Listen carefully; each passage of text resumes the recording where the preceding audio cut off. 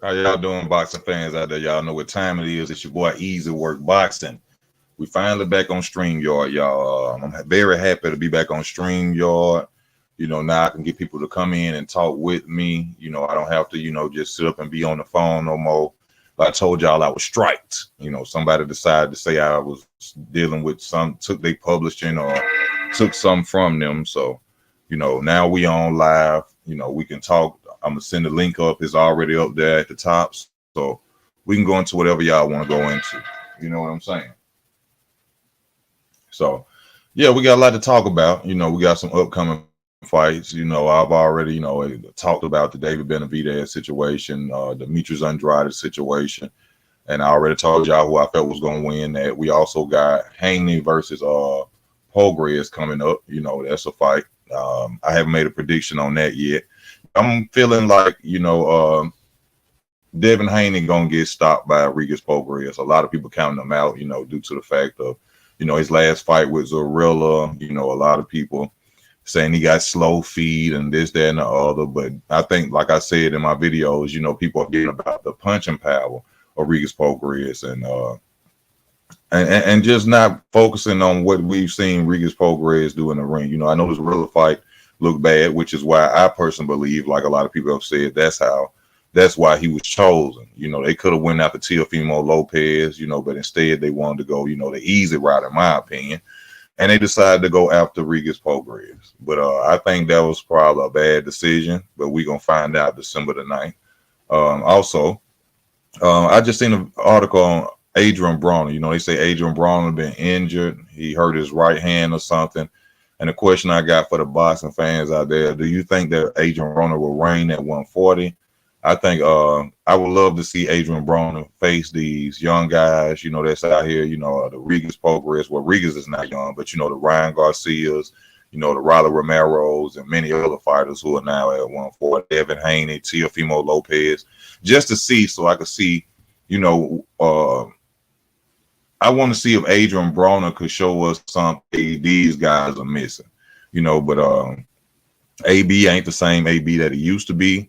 I think that the old AB will give a lot of these young guys problems, even though Adrien Broner has losses. I think those losses came from him being, really just unfocused in the sport of boxing and, wanting to do other things. But I would love to see AB back. I'm a fan of AB, and I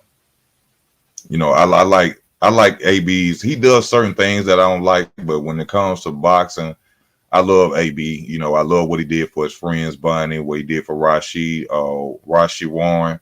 You know what I'm saying? So I can't wait to see those situations. I can't wait to see what Adrien Broner does at 140. It's a lot of fighters up at 140.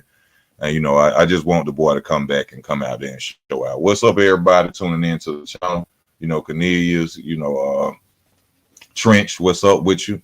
We got a lot to talk about. Also, we got the heavyweights coming into the game. A big stage going on in Saudi Arabia. They got a lineup of all the heavyweights going on out there. Deontay Wilder, Anthony Joshua, Big Baby Miller. It's going down up there. It would have been great if they could have put, Usyk and Tyson Fury on that same card. That would have been great. I would love to see that myself. A lot of people, going against Tyson Fury, they saw the Ndangu fight, so they thinking, oh, this is gonna be an easy fight for Usyk. I don't think so. I think Usyk gonna go out there and get beat. Usyk got skills, but I don't think Usyk got enough skills to go out there and mess with my boy Tyson Fury. I told people a while ago, years ago, in fact, that Tyson Fury was gonna be the undisputed heavyweight champion of the world. But I guess a lot of people think he's slipping, since he went out there and he fought Ngannou and didn't look too good. Ngannou, he did a decent job. Everybody talking about what Ngannou did and this, that, and the other, but one knockdown don't win a fight. And I keep trying to tell people that, but people gonna keep focusing on, some people ask me, am I black? Because, I choose to, go against the grain. One thing you got to be in boxing is you can't be racist. You can't, go against, be biased towards fighters because they're not your skin color, and I just think that Tyson Fury got the goods to beat anybody, and I know for a fact he gonna beat Usyk. Usyk blueprint already been put out there. Body shots, body shots, body shots, and you take Usyk out the game. But we got Wilder versus Joshua Park. I mean versus Parker. I see Deontay Wilder knocking him out easy. That's gonna be an easy fight for Deontay Wilder. AJ, if AJ go out there and lose to Otto Wallen, then AJ just need to retire. If he go out there and he go through another mental issue out there after he lose to Otto Wallen, AJ hang him up. It ain't gonna be no need for no Wilder fight.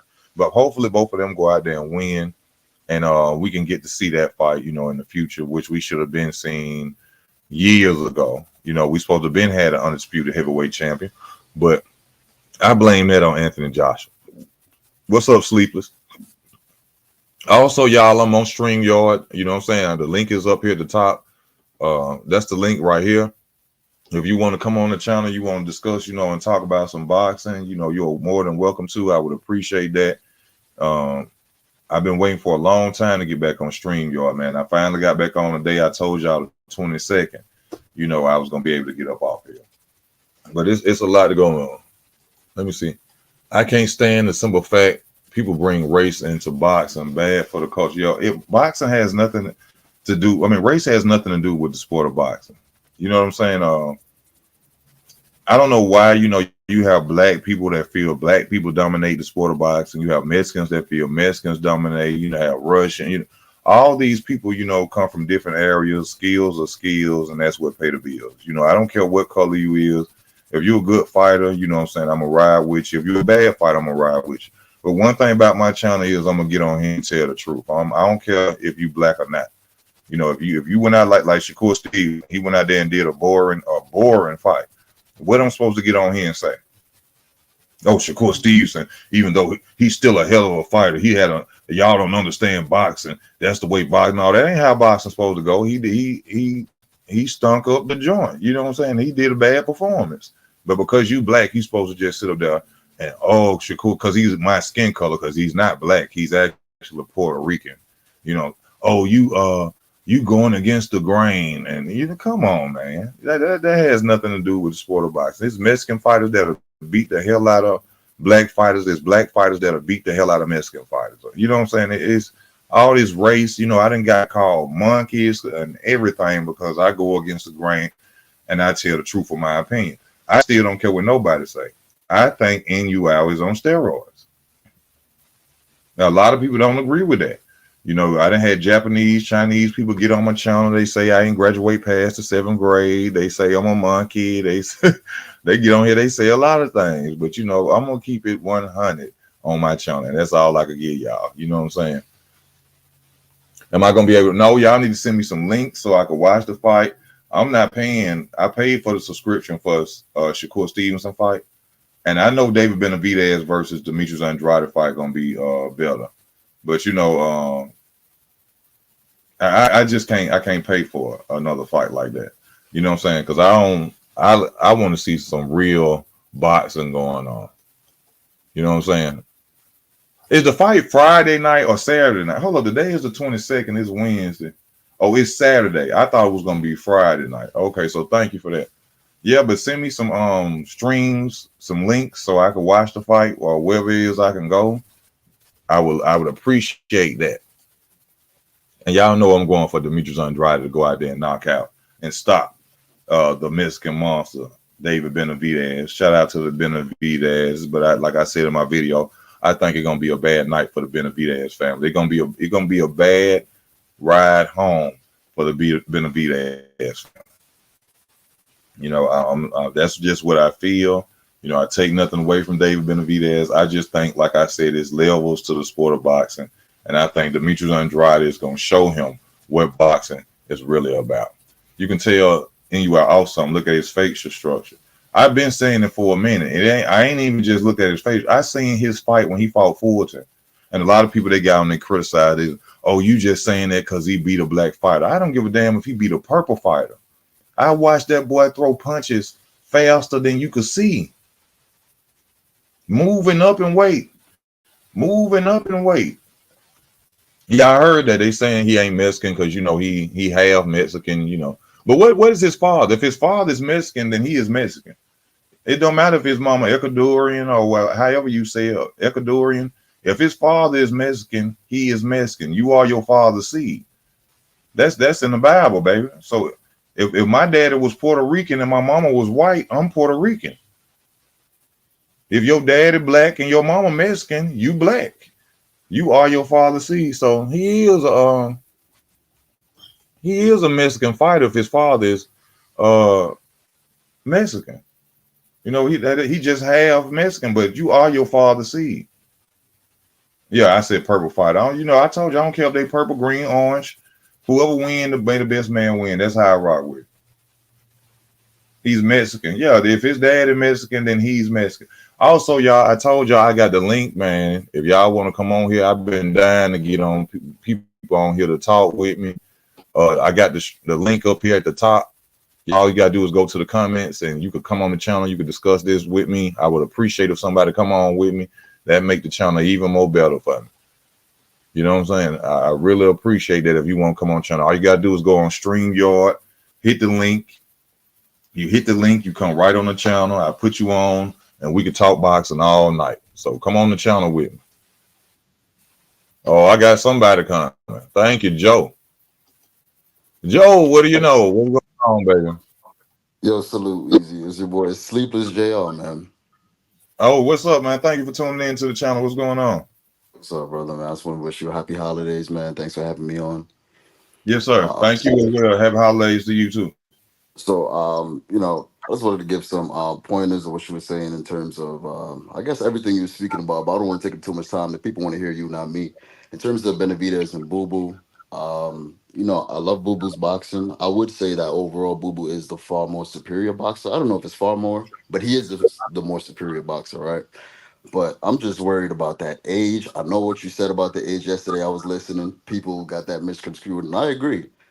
Did great things in his older age. Terrence is doing phenomenal things in the second half of his 30s right now. But in terms of Boo Boo, Benavidez has this thing where he picks up pace after a certain point in the Hmm. fight. Yeah, you Boo do. Boo slows down. I'm not gonna say Boo Boo gasses, but he slows down after a certain point in the fight. So I think after the first 4, 5, maybe 6 rounds, it's gonna get really bad for Boo Boo if he didn't do something to either hurt Benavidez or really gain some respect from him. But I'm picking Benavidez, but it can go either way. This is why we ask for the big fights. We want to see what's gonna go down. In terms of Shakur, yeah, he laid an egg. I feel like Edwin, if he had stuck the jab out as much as Shakur had, he could have Hmm. had like a controversial draw. Because other than that, their effective aggressiveness was the same. It was like really low. They didn't really do it. Neither man did anything to negate the other man. They were just cautious in their own heads for whatever reason may be. What else are we talking about? I don't remember what else he was talking I, about, bro. But I could go in on one part. Like, I totally agree with you on. You just said something. About the fact that as the fight goes on with David Benavidez, he do become strong. It's like he pushes more, and we have seen Demetrius Andrade, cut down in the later rounds. So right, and I agree with you on the age factor. That's the major. That's one of my biggest advantages that I give to that's David huge, bro. Benavidez because he's young. And Demetrius, I'm hoping from what I've predicted that he comes in the best shape of his life because by this being his coming out part and finally getting the acknowledgement that he deserves if he wins, I'm sure and I hope that they've been having him running as much as possible in the best shape of his life. But Yeah, he's he gonna have to be in shape, bro. He's gonna have to be like that. I hope oh, they because stressing that, bro. the Mexican monster coming, baby. Yeah, he's coming in the second half of that fight, He coming. I regardless of what already happens. know. I'm rooting for Big Charlo. Benavidez is a one-legged man. It's unfortunate, that thing that happened to him derailed his career.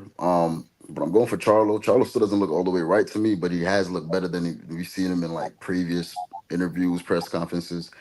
He Mhm. looked like somebody got him up a little bit for that press conference. Hopefully, it Yeah, happens for like the he just fight as woke up well. that morning or something. Right. It looked So, like he was like somebody said like he was medicated, like he was. yeah, Hey, you I'm see praying that for the picture? Charlo. Like, Right, right, right. I hope Mel Charlo show up to the fight, man. He should be there because I remember even when him and Maul was going through something, Maul still showed up to the Canelo fight. So Yeah, I'm yeah. hoping They that just works doing what out. brother- they clash. Clash. I think it's more of Jamel be more mad at Jamal Right, for letting things bring him down in his career. I think it'd be more like that. right. These At they the end twins, of man. the They day, brothers, I think man. he gonna be there. Yeah, they got a He relationship gonna be that there no one for can him. understand, man. So What do but you what do you thanks feel for about having me the? up. Huh? Yeah. Oh no, you. Oh no, I'm kicking it, man. I'm here. Oh, okay. You still okay? What do you feel about? Because a lot of people they've been upset with me because I got somebody came on the channel and it's level. Oh, bro, you crazy? They didn't even know that Charlo vacated the IBF title. Do you consider that to be ducking, or he just what I'm saying at this time just wanted to get the belt off him? I look at it as ducking because if you look at the guy Moralev or however you pronounce his name, Right, Morzadalev, that right. dude ain't nothing to play with either. Yeah, so that dude is dangerous. I only saw his last fight for the first time, but I've seen highlights of his previous fights.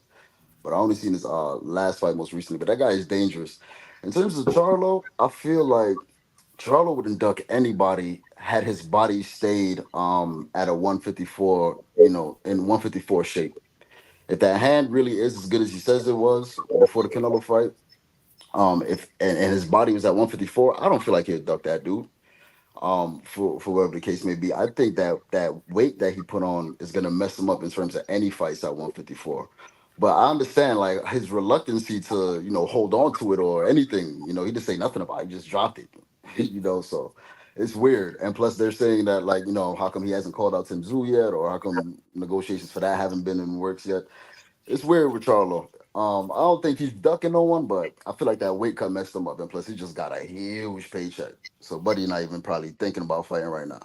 And then there's the whole thing that people saying he's trying to give up the belt. I think you said that actually as well to avoid potentially being on Bud's radar because Yeah, Bud is hunting for a big fight. So, and Bud is hunting for to be undisputed in the third weight class. So I right, think right. even though he already stripped him of the WBO, but I think I mean not saying that's exactly what he's doing, but that's a way you can look at it as well. What if he just trying to take the radar off his back? Hey, come on, get these. Right. I don't want Nah, to see that would be hilarious, you know bro. what I'm saying? But Because yeah, it's funny that now he just letting belts go. But then some people saying he ain't ducking. I can understand that, y'all fans, but the way it's looking, this man, and then another situation about that whole thing is the IBF want to go by rules when it comes to Terrence. right. They want to strip Terrence Crawford 4 months after he get the belt, but yet Crazy. Jamel then had the belt for 3 years, and they gave this same guy step aside money has never been Right. stripped. But y'all say y'all don't care about rematch clauses and y'all don't care about Yeah, unification. yeah. It's So like why it's has like he been stripped? all four of the major federations is just looking crazy. Like from Rolly becoming champ off that crazy stoppage to what the WBC been doing with the Charlos and Canelo and mandatories and just letting guys sit out, not having to defend, IBF stripping certain dudes and not stripping. This is crazy, bro. You know what I got to say this about Riley. You know how Riley Hmm. won that belt? Uncle Al. You think A Uncle lot Al of has something to people do don't with believe that? me when I say this because they think Al Heyman got all this money. Al Heyman rich, I understand it. But Yeah. Al Heyman is in a situation where if Al Heyman lose those titles, nobody wants to deal with Al Heyman. When he Mm. lose them belts, that means ain't nobody got to deal with Al Heyman. Al Heyman is doing everything. Look at Jamel. Okay. Okay. Jamel done had the title for Jamal done had the title for 3 years. Right. Ain't nobody. How y'all think he was able to do that? Most Uncle folks didn't get Al. most folks that got stripped. Look how they just stripped Terrence Crawford over the title. You mean the Yeah. WBC is gonna let him hold the strap? Riley I, winning a fight like that. A I, dude that was beating Riley and he just come out of nowhere and win. That was Al Heyman. look at this. Also, Like, yeah. Go ahead. Terrence Crawford, Errol Spence. Terrence took all the belts from over there. Wow. Then you got Canelo Alvarez versus Jamel Charlo once Canelo Alvarez signs to the PBC. Now, if Jamel would have fought Tim Tszyu and he would have lost them titles, ain't no more belts for real besides what Jamel had. Yep. I mean, what Jamal got, the WBC. Al WC. Heyman Yeah. need them titles to go make another deal. Yeah. You saying that the champions are the only reason? Like that's the major reason people want to deal with Al. Other than that, he's done for. He done. Don't know. Other than if Yeah. he ain't got no belts, he dead. Right. He That a shit's fish out crazy. of water. He a fish out of water. Cause they Right. how many years? You look at all the companies behind him, which are not to bring up race in it, but these folks been hating Al Heyman since he came out there. Bob Arum, Jewish man. Mm-hmm. Eddie Hearn, white. Oscar De La Hoya, Mets. They don't want to do no business with Al Heyman. Right. They Sumar, tired of Al yeah. Heyman. It's crazy, man. PBC, in my opinion, had like the greatest roster of boxers probably for the past, I don't know, 12 years or whatever the case may be. We didn't get to see half of them make it to the careers we thought they would have. Mm. It's just bust after bust, disappointment after disappointment. But I'm rocking with them. I'm hoping for the big fight still. But it's just crazy, bro. PBC, they're looking like they're about to land some major deal with either Netflix or Prime. It's under wraps right now, but I don't know. And I'm excited to see what happens. before we go into this other question, I got to ask this question from James Daly. And then Mhm. look at the Boots and Crawford. Do you think Al Heyman won behind pushing the IBF to strip Terrence Crawford to give Boots that belt to go into that Hell deal? no. No way. But you know what's crazy though? Um, Bud just had the performance possibly of a decade. You know what I mean? In terms of what it was built up to be on paper.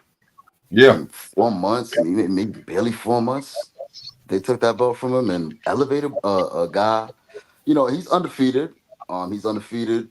We know he's the goods. We the true boxing fans. The casuals don't know anything about Boots. But Mm. he's never been in this, and he's getting elevated after a guy who just had a performance of possibly the decade. So you can see the agenda's a mile away, man.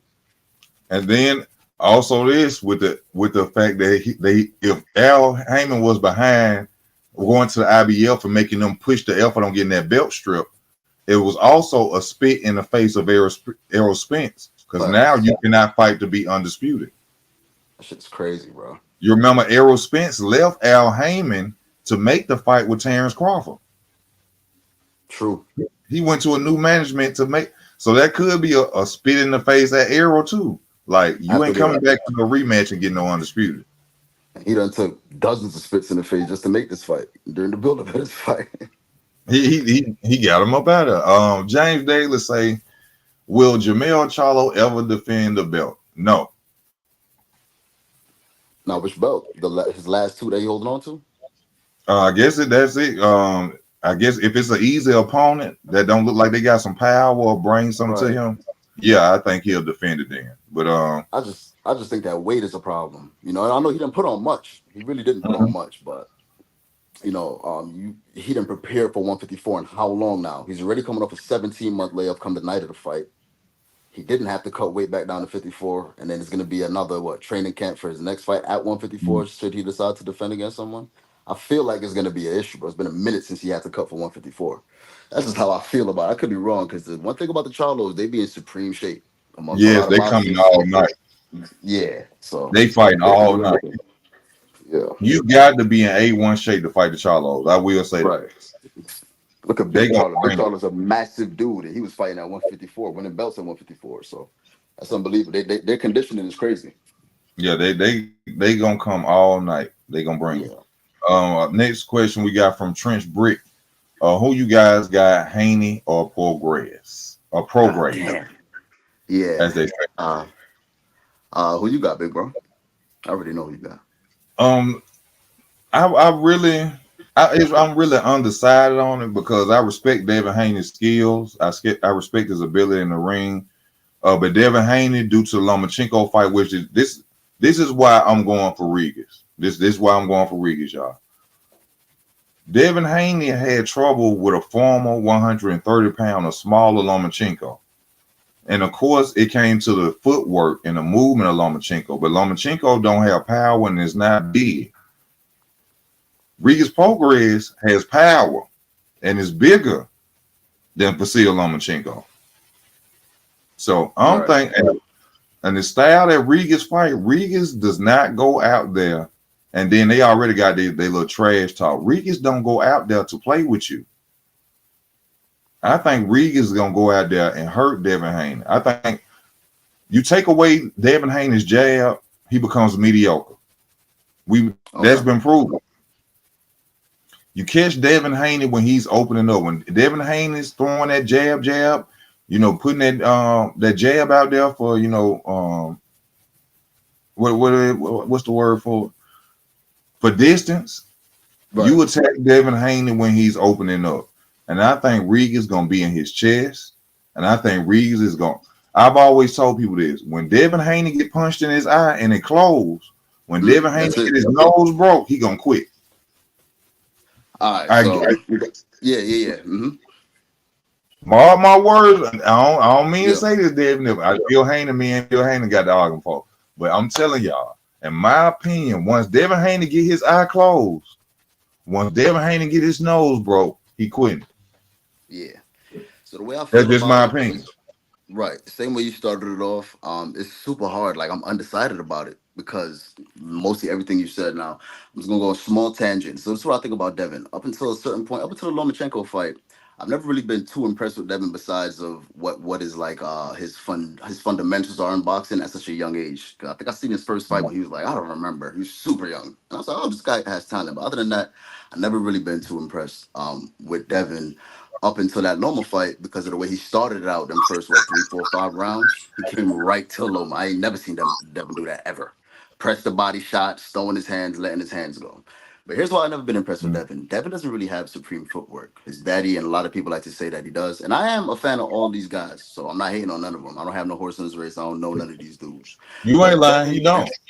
yeah, in my opinion, Devin don't really got the best of footwork. If I'm wrong, chat, y'all can flame me. But that we know the power situation. His jab is cool. And he doesn't have inside fighting. And what I mean by that is on the Mm-mm. inside he gets hit a lot. Lomachenko hit this guy a lot. Now Lomachenko is a veteran, accurate puncher, high volume puncher, but other people hit Devin a lot too. Who is it? Linares? Somebody almost knocked him out on his feet. Like this guy, he gets hit on the inside, which is why he holds so Jojo much. Jojo Right. Diaz Jojo Diaz was tagging him up, so he with a can't really shorter fight on reach. the inside. With a Right. shorter reach. Now, right. So Regis has a shorter reach. He has that knockout power, and he's front footed. He likes to pressure you. If this guy Devin tries to stand with him, I don't really see it going too well for him. Now, in terms of Devin's bad footwork, Regis has even worse footwork, but Regis walks forward. You understand what I'm saying? And if Regis does land one of them wayward punches that hits Devin, we might see what you say. Like if something closes up, something swells up.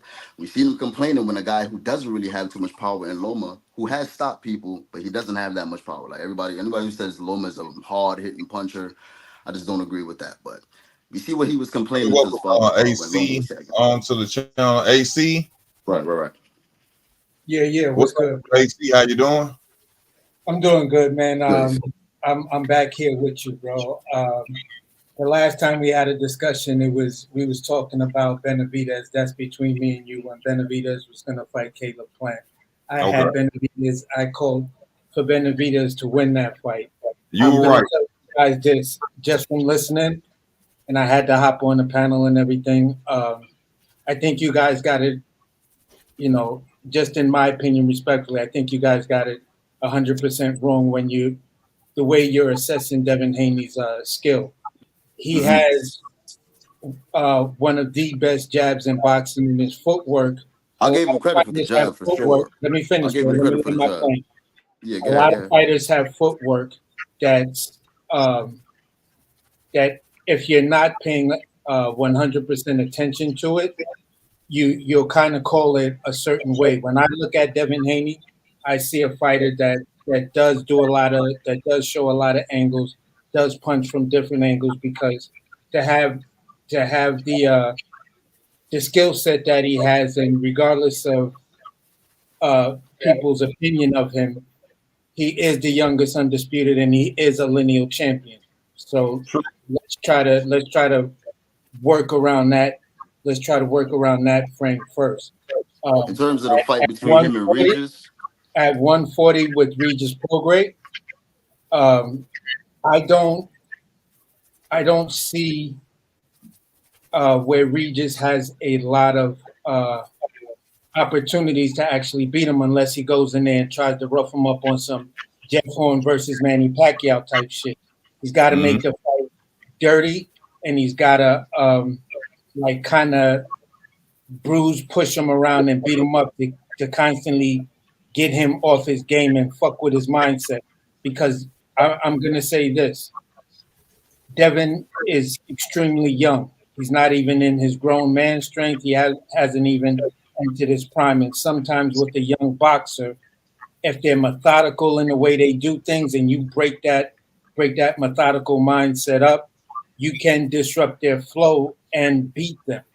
You feel what I'm saying? So if Regis Camp is looking at how methodical Devin Haney is, then there's a good chance that they can go in there, disrupt his mindset, keep him off his game plan by just roughing him up and making it a dirty boxing session.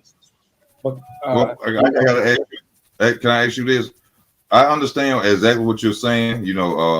Devin is a good fighter, but how do you feel about the fact that Lomachenko was smaller and now he's at 140 dealing with a Regis Prograis? Do you think that would be an issue for Devin Haney?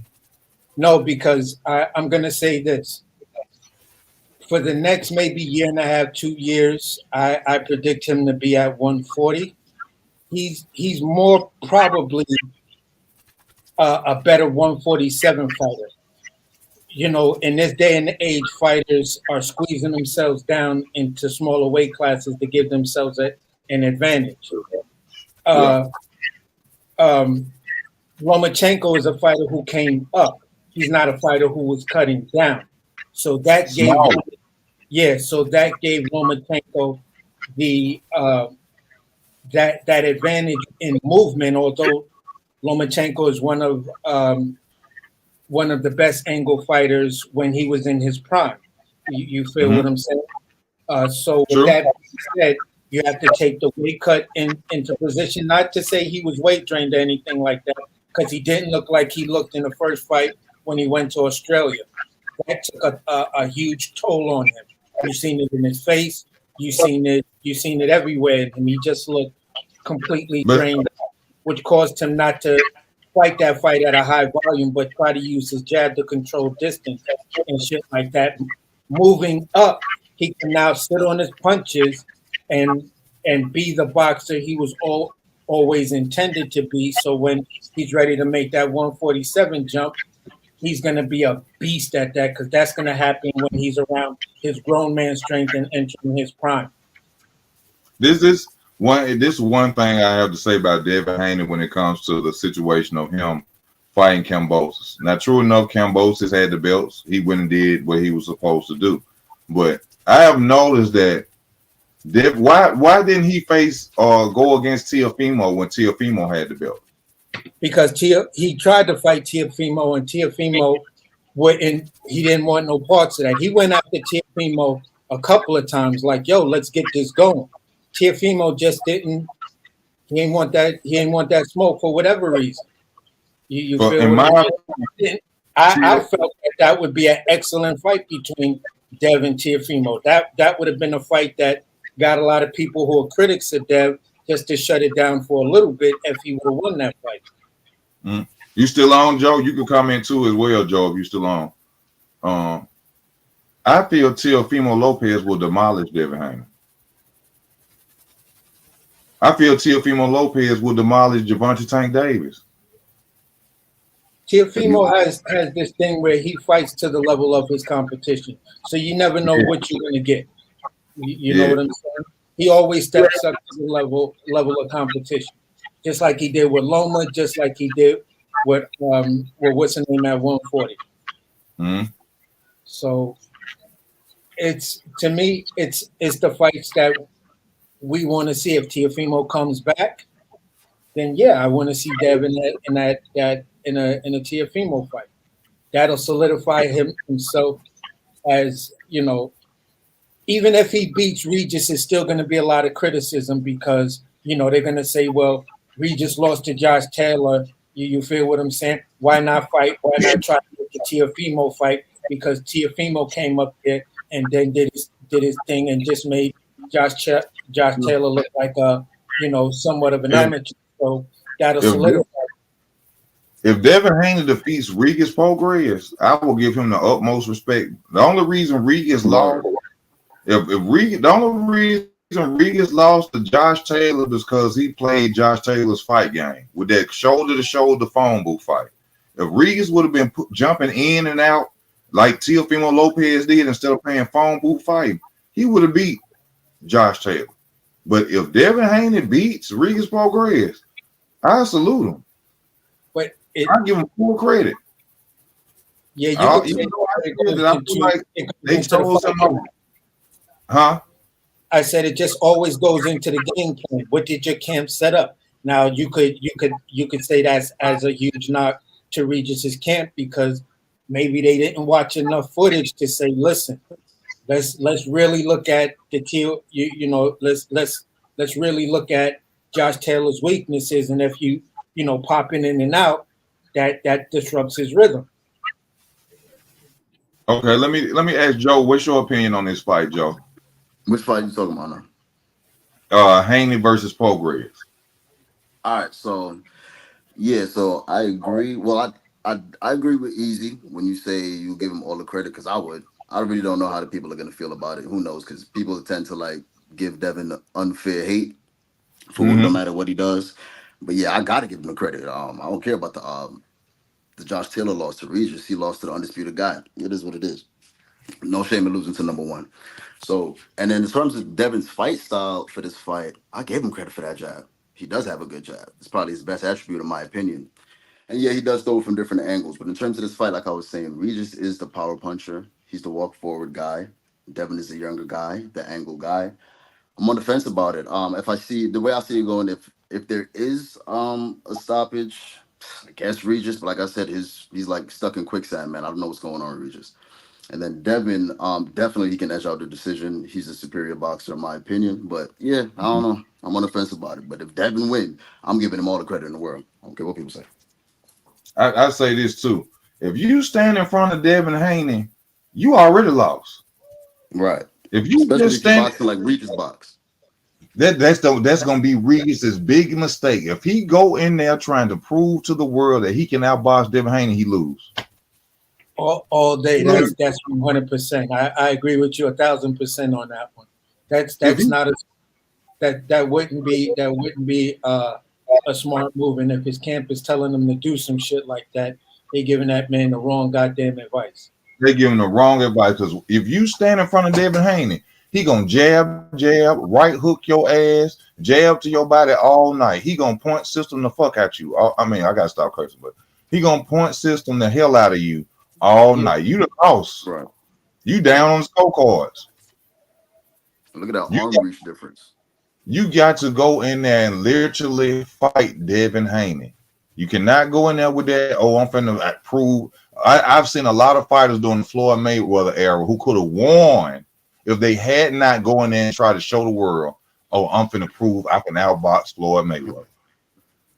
Facts. Canelo Alvarez was probably one of them. Even though he was at a catch weight, some people say, I'm sure he rehydrated to a bigger size. He had no business going out there trying to box with an elite fighter like Floyd. He's supposed to have fought Floyd. AJ, he wanted to prove that he can outbox Usyk. Your big Terminator looking ass. Yeah, you going out there and you trying to box with a guy that's a gold medalist, AJ, Olympian you want to go out there and prove a cruiserweight? The guy was beating boxers though. He was beating boxers on his way, you know. Up until Andy got him. He was on a crazy streak. Yeah, he beat Klitschko, you know what I'm saying? He beat some good box, but it's to like you just said, AC, the trainer's game plan. Yeah, I would say this. the Ukraine style of boxing is very similar to the Russian style of Olympic boxing.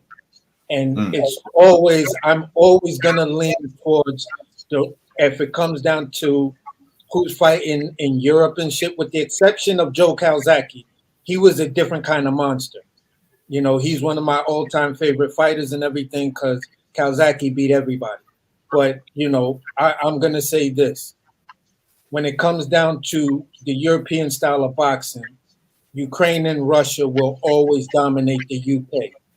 So when you go in there and you trying to take that UK, you know, pure technique, and we're gonna just try to focus on making the most, you know, beautiful looking jab, not the most effective jab, then you're always gonna lose.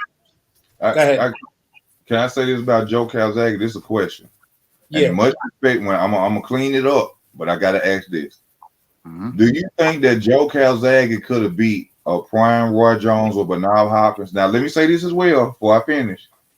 Age is not a factor. You know, they signed the contract, they got in the ring. But it's just a good question to ask. Do you think that he would have beat a prime Roy Jones or beat a prime Bernard Hopkins? I'm gonna say this since I and then I'll let homeboy speak. I'm gonna say this. This was prior to both to Roy Jones moving up to heavyweight. So how far out of his prime actually was Roy Jones when he fought Joe Calzaghe? And you got to remember, at the end of that fight, and even leading into other interviews, Roy Jones was like, "Yeah, that Calzaghe, that was a bad MF. Yeah. You know what I'm saying?" So I would say I probably would lean towards Roy if it was younger Roy. You feel what I'm saying? Bernard Hopkins, Beha did drop him. He sat him down. Mhm. You feel what I'm saying? And then Kawasaki just came up and just exploited every one of Beha's, you know, flaws that he had in his technique because he had kind of that Manny Pacquiao style. I'll dance around the outside, and then I'm coming in, wah, wah, wah, wah, wah, wah, wah. And then I'm about bounce back out the outside, and then come back in, wah, wah, wah, wah, wah, wah, wah, wah. You feel what I'm saying? That was his style, and Joe's Kawasaki just got the timing off it. Now, when it comes to Biha, I think he would have still beat a prime Biha. But when it comes down to Roy Jones, that was a different monster. I don't know that. I might have, as a fan, and I never saw the fight, I probably would have leaned more towards Roy, but that's just my answer. What's your opinion on it, Joe? Yeah, so I'm gonna say he beats Roy. You see, like super prime Roy, stone punches and bunches. Fighting the way only Roy can fight. That's probably like a super close decision. But I got Kawasaki Mhm. winning that one. And B Hop, yeah, as he was saying, we see what happened. He dropped him. Um, but Kawasaki just came out and just did what he had to do. So I got him. I got him edging it over a prime Roy. For sure. It's Okay. close, but I got him It's giving a it that. close fight. Like I said, unless I saw the fight, I would give the edge to uh, a young Prime Roy because I didn't know who the hell Calzaghe was until he fought Jeff Lasik. And I'm Right. thinking to myself, like, okay, Jeff, you're about to demolish this dude. Who is this crazy looking dude that they done stepped you in there with? Jeff Lasik about to destroy this guy. And then by the fourth, fifth round, Calzaghe had his hands down, waving, you know, shrugging his shoulders at him. I was like, Jeff, what are you doing, bro? Yeah. Now, I gotta ask y'all this opinion since you brought up Manny Pacquiao. And this is a fighter I give much respect to, powerful fighter, ring IQ to the top, excellent skill set, but ain't fighting nobody. Javante, Mr. Rehydration Claus Davis. What's y'all opinion on Tank? In what regards? Like overall? What do you mean? Like where he stands in boxing and the divisions, talent Where wise? where he stands in boxing, talent wise? All right, so where he stands in boxing, the world is at his fingertips. But granted, I go by actual in the moment, like what we're looking at for the next 3 months. None of the guys that we want to see him fight are open other than Tio and Loma, and them guys been quiet as mouses. So we don't know what's really going on with them. Right? Everybody else that we want to see him fight is really just kind of unavailable. They're saying that he might have a 2-fight deal that he might announce for the top of next year, maybe just a 1-fight deal. You can't really listen to his coaches, because I don't know, they be going crazy on these lives. But they saying it might be a 2-fight deal. People saying Frank and then a big one, or one of these contenders and then a really big one. But all the guys you want to see are all tied up right now or either in recovery. But the world is at his fingertips, bro. Whatever he decides to do, the people are gonna buy. Just whether we like it or not. I like him. He's probably my top 2 favorite boxers right now.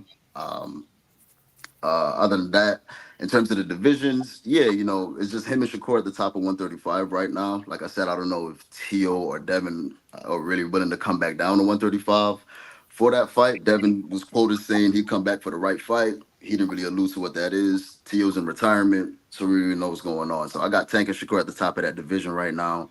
And yeah, we just want to see the big fights from Tank. He gave us the 2 Garcias earlier this year. That was really good. He did what Tank does. Before that, he did the Rolly knockout. We just want to see, the big names. That's all I got to say, man. I don't want to say too much about Tank. Okay. I'm gonna say this, and it might piss. Your name is Joe. Yeah. Yeah, it might piss Joe off. I used to be a fan, but my doubts started to come in once I started to assess his career. When Kevin Farmer called him out, he wasn't supposed to be ready, and that fight never happened. I can't believe we never got that. That was a huge disappointment. That is crazy. Lomachenko. But like I said, I ain't really trying to say too much about it, man. The guy right now. Then it was Loma. Then it was that short brief time that we actually thought we was gonna get the Tio and Tank fight. Yeah, that's crazy. So it was like at the precipice, you were gonna give us the fights that us fans really wanted to see. That was desperately trying to support you and stuff like that. But you would go another direction, and then you give us more of a spectacle than what we actually was willing to actually play for. Now there are diehard fans that, regardless, they're like, "Yo, just for the spectacle or whatever, I'm paying for that dude fight. I like him." You feel what I'm saying? I have no knock at that, but for me, it was just like you've had opportunities to fight at different points of your life, to fight 6 of the top fighters that were out as you were coming up. And for some reason, those fights wasn't made. You went to Garcia's and other dudes that was like, I mean, these guys are really not that proven and stuff like that. So, bro, what are you doing? You have all the talent to be lineal and undisputed right now. Yeah. Dev should have been trying to see you. Dev should have been trying to see you for undisputed and lineal. But for some reason, you were happy with that Reggie belt. And for me, as a longtime boxing fan, I grew up in a boxing house. We didn't watch basketball. We didn't watch football like that. We watched boxing matches. We were doing the HBO pay-per-views when them joints was first coming out on cable and stuff like that. So at the end of the day, it's just like you have all the natural talent, but you're not utilizing it to be who you're supposed to be. And Easy, can I just say this? Look, the Pedraza win, great win, undefeated champion on his resume. He brought up Leo, but Leo is a huge name, man. Leo was destroying dudes. Up until that point. He did Barrios. Barrios was on his way. He was in the transition up to 147, and Tank kind of held him back with the claws, but Barrios was winning the first half of that fight, in my opinion. I don't know. And Tank got to stop it. So he got some good ones. Cruz with the injury. Everyone saw the injury in the ring. So he got some good ones. Ryan was one of the 4 kings that they had named him, whatever the case may be. But like AC was saying, man, we never got the Tevin fight. He had those controversial comments about Loma. This dude is arguably the most talented fighter in boxing, at least top 5 of them. Who else? Like, this guy's talent is supreme. If not for his size, this dude would probably be the best boxer in the world. And all he had to do was go, become at least a unified champion, get a real belt, and then you could have wrote the paychecks where you had heavyweight trying to see your money. You feel what I'm saying? So it's just like, bro, I just think Devin and all these other fighters should be seeing you at being undisputed at 135 and having that lineal belt. So you know, everything about you, everything said about you is solidified. And this is my comment on Gervonta Tank Davis. Due to the movement of Floyd Mayweather, which was strategic, it was the best movement. It made him a pay-per-view star. It moved him to the right level of where he should be. But it has left a question mark on Tank's career. Tank has the IQ, the skills, the power, everything necessary to be a great. But the opponents that they are pushing him up against, they always say, I'm fighting who they put in front of me. That's bullshit. You just like fighters can go out and ask if somebody's making a percentage off my back of what I'm going out there getting punched in the face for, I can go out there and demand that you make this fight for me. We've seen it done before. So with Tank, the rehydration clauses of Mario Barrios, the rehydration clauses of Ryan Garcia, to me, it kind of shows me that Tank is not as confident as we think. Because if Tank, with his, I know people gonna say, how can you say that? But I say he got the IQ and this and that. Y'all got to go back to the time when he first was going out for his first championship fight. He came out on Twitter and said that Floyd Mayweather then was pushing him too fast. That he felt that he wasn't ready to go out there for a title fight right then. Then it was another situation with Lomachenko. If you notice, whenever Floyd Mayweather got mad at Gervonta Tank Davis, then he would always come up and say, "Oh, I'm pushing him up against Lomachenko next." And then all of a sudden they will become back friends, and Lomachenko thoughts would disappear. Tevin Farmer, black fighter, one of the slickest defensive fighters besides, I'll say, Tyson Fury of the day or Shakur Stevenson. That fight came up. Nothing happened. So Tank is a hell of a fighter. Tank got the skills, but I don't think Tank is as confident and can beat everybody. I don't think he chooses the fights that he want to fight. I mean, I don't think that he goes after the people that he should. Lomachenko, he should have been. If Tank would have fought Lomachenko, if Tank would have won that Devin Haney when he had them titles, Tank would be on top of the damn world. Yep. If Tank would fight a fighter with a solidified name, Devin Haney, Teofimo, not a Ryan Garcia at a catch weight and a rehydration clause, Tank would run boxing. But I can't give him that title with what he's doing. Yeah. I can't. Yeah, with all the skills he possesses, with all the power he has, the ring IQ, Tank is a bad dude, smart, intelligent in the ring. He knows how to box. He knows how to wait to the right time to attack you, like he did Riley Romero. He knew Riley was strong. He just waited. He was smart. That showed me right there, Tank on another level. But Tank fight a valued opponent, Tank. Put your name in cement in the Hall of Fame. Yeah. Because I don't know if there's a part in the Hall of Fame that got pay-per-view sales. He ain't even. I mean, in today's time, yes, fans are more worried about, who's the pay-per-view star, this, that, and the other.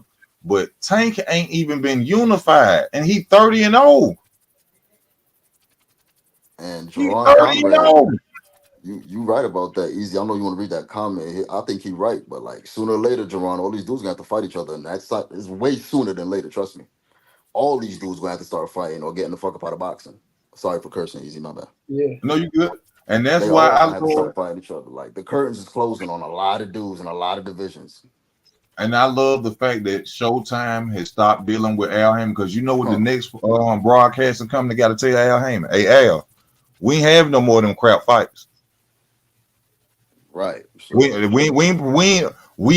ain't promoting no Hector Garcias. If you gonna come over here, you gonna have to make stuff happen, Al. See, that's one thing I love about the fact that PBC has no broadcasting company, because you got to go over there and you got to show something. Yeah, see, the reason I think Tank hasn't fought yet is because they saving Tank as a headliner after the next broadcasting deal, which is very smart. Yeah. Tank one of the highest people. Tank put ass getting on there saying that it's gonna be something big when they announce it. So We'll Yes, see. and what's better Every if night he's saying that. he go over there and get a deal with one of these broadcasting companies, and then the first fight that's on pay-per-view is a Javante. That's smart. That's intelligent. Yeah, I respect Al for that. definitely. But give Yeah, us but a it's name. a Pitbull Cruise or nothing like that. It's Oh yeah, got to hell be, Hell no, no. nah. Hell you no. know, Oh wait, and that's No. what we're talking about. It's like, bro, y'all about to just get a one fight deal if yeah, y'all put Tank and Pitbull Cruz out there again. You got to do if the only fight that really makes sense is two of them out there, and both of them are cross promotion deals. You're gonna have to see Dev or you're gonna have to see Shakur. Right now, your best bet is probably to try to secure the Shakur fight because that will probably be the easiest one to make. mm. Right now, I will accept the Frank Martin fight Yeah. I'll from take Tank. a. I was just about to say I'll take a Frank Martin or Gary, I even would a take a Gary Frank Antoine. Martin right Yeah, now. Tank, put a name up there. word. Come, Because you know I why AC they saying that it's gonna be something before the big one, like to start off the year, just to like get the promotion going. I'll take a Frank. They saying real Tyler, but I wouldn't like that fight. I think that's a mismatch, and I don't think Robert Garcia wants that one. Yeah, But I don't know. I'm just like this. I'm this may sound weird to some people in the audience or whatever, but I don't think that that Frank Martin has actually done enough to warrant, But you know, that's not the history of the superstar A sides. Like the John Ryder really do enough. That like a lot of guys throughout the history of A sides in boxing, the guys yeah, pick who they want to pick. Frank but Martin's Frank Martin undefeated. He's a top 10 guy. it's still going to come down to it's still going to come down to basically Frank Martin getting knocked out by sixth or seventh round. Yeah. So that's the part I'm just like I want to see. At this point, Tank, I want to see you be. I want to see you put yourself in a position to actually be undisputed. Get a real belt and leave that Reggie belt alone. yeah. Either press Devin with the WBA and force him to drop that belt, and you know what I'm saying, and then they vacate that title, and you fight somebody legit for that belt and get that belt, and then start moving horizontally to collect the other belts and stuff like that. But I just don't. It just makes it hard for me to accept the Frank Martin fight. I Yeah. mean, it might be a good fight up until the sixth, seventh round. I don't give it going past the eighth, but All right, so let me ask you this: Is it only a 12 round fight that you consider something pushing Tank? Because you know he went 12 rounds with Isak. You know what I'm yeah, saying? but People are saying that was that's because he had an injured hand and everything. okay, okay, okay. Tank with both of his hands. He would have got him out of there. I agree. Yeah, I it would agree. have ended in the eighth or ninth round. He would have just put him out there. He would have carried him to the eighth or ninth round, and then Floyd would have crept over to the corner and said, "It's time to put this dude out." Well, Barrios took him to 11. Yeah, or Okay, 10th. cool. I think 11 to 10. 10th or 11th. One of those two rounds. You know what I'm Yeah, saying? man. So At the end of the day, man, we just want to see the guy like Tank got the goods, man. Anybody who knows a damn thing about boxing, look at Tank fights, and you can see, man, this guy he has I it, was bro. I was very disappointed with Frank Martin. Same here. That's why I'm saying Yeah, what I'm saying. yeah. When That's he turned exactly down the Shakur Stevenson fight, this a bigger payday. Now this is what I didn't like. You literally saw Keyshawn Davis and damn near ran up in this boy's face. yes. Like, That was, like you wanted to beat him up right there. yeah, And he then had when a it comes gorilla to grip. Shakur, you get a belt in front of you, you get a bigger payday in front of you, and you More don't eyes fight on you. Shakur. Damn. Yeah.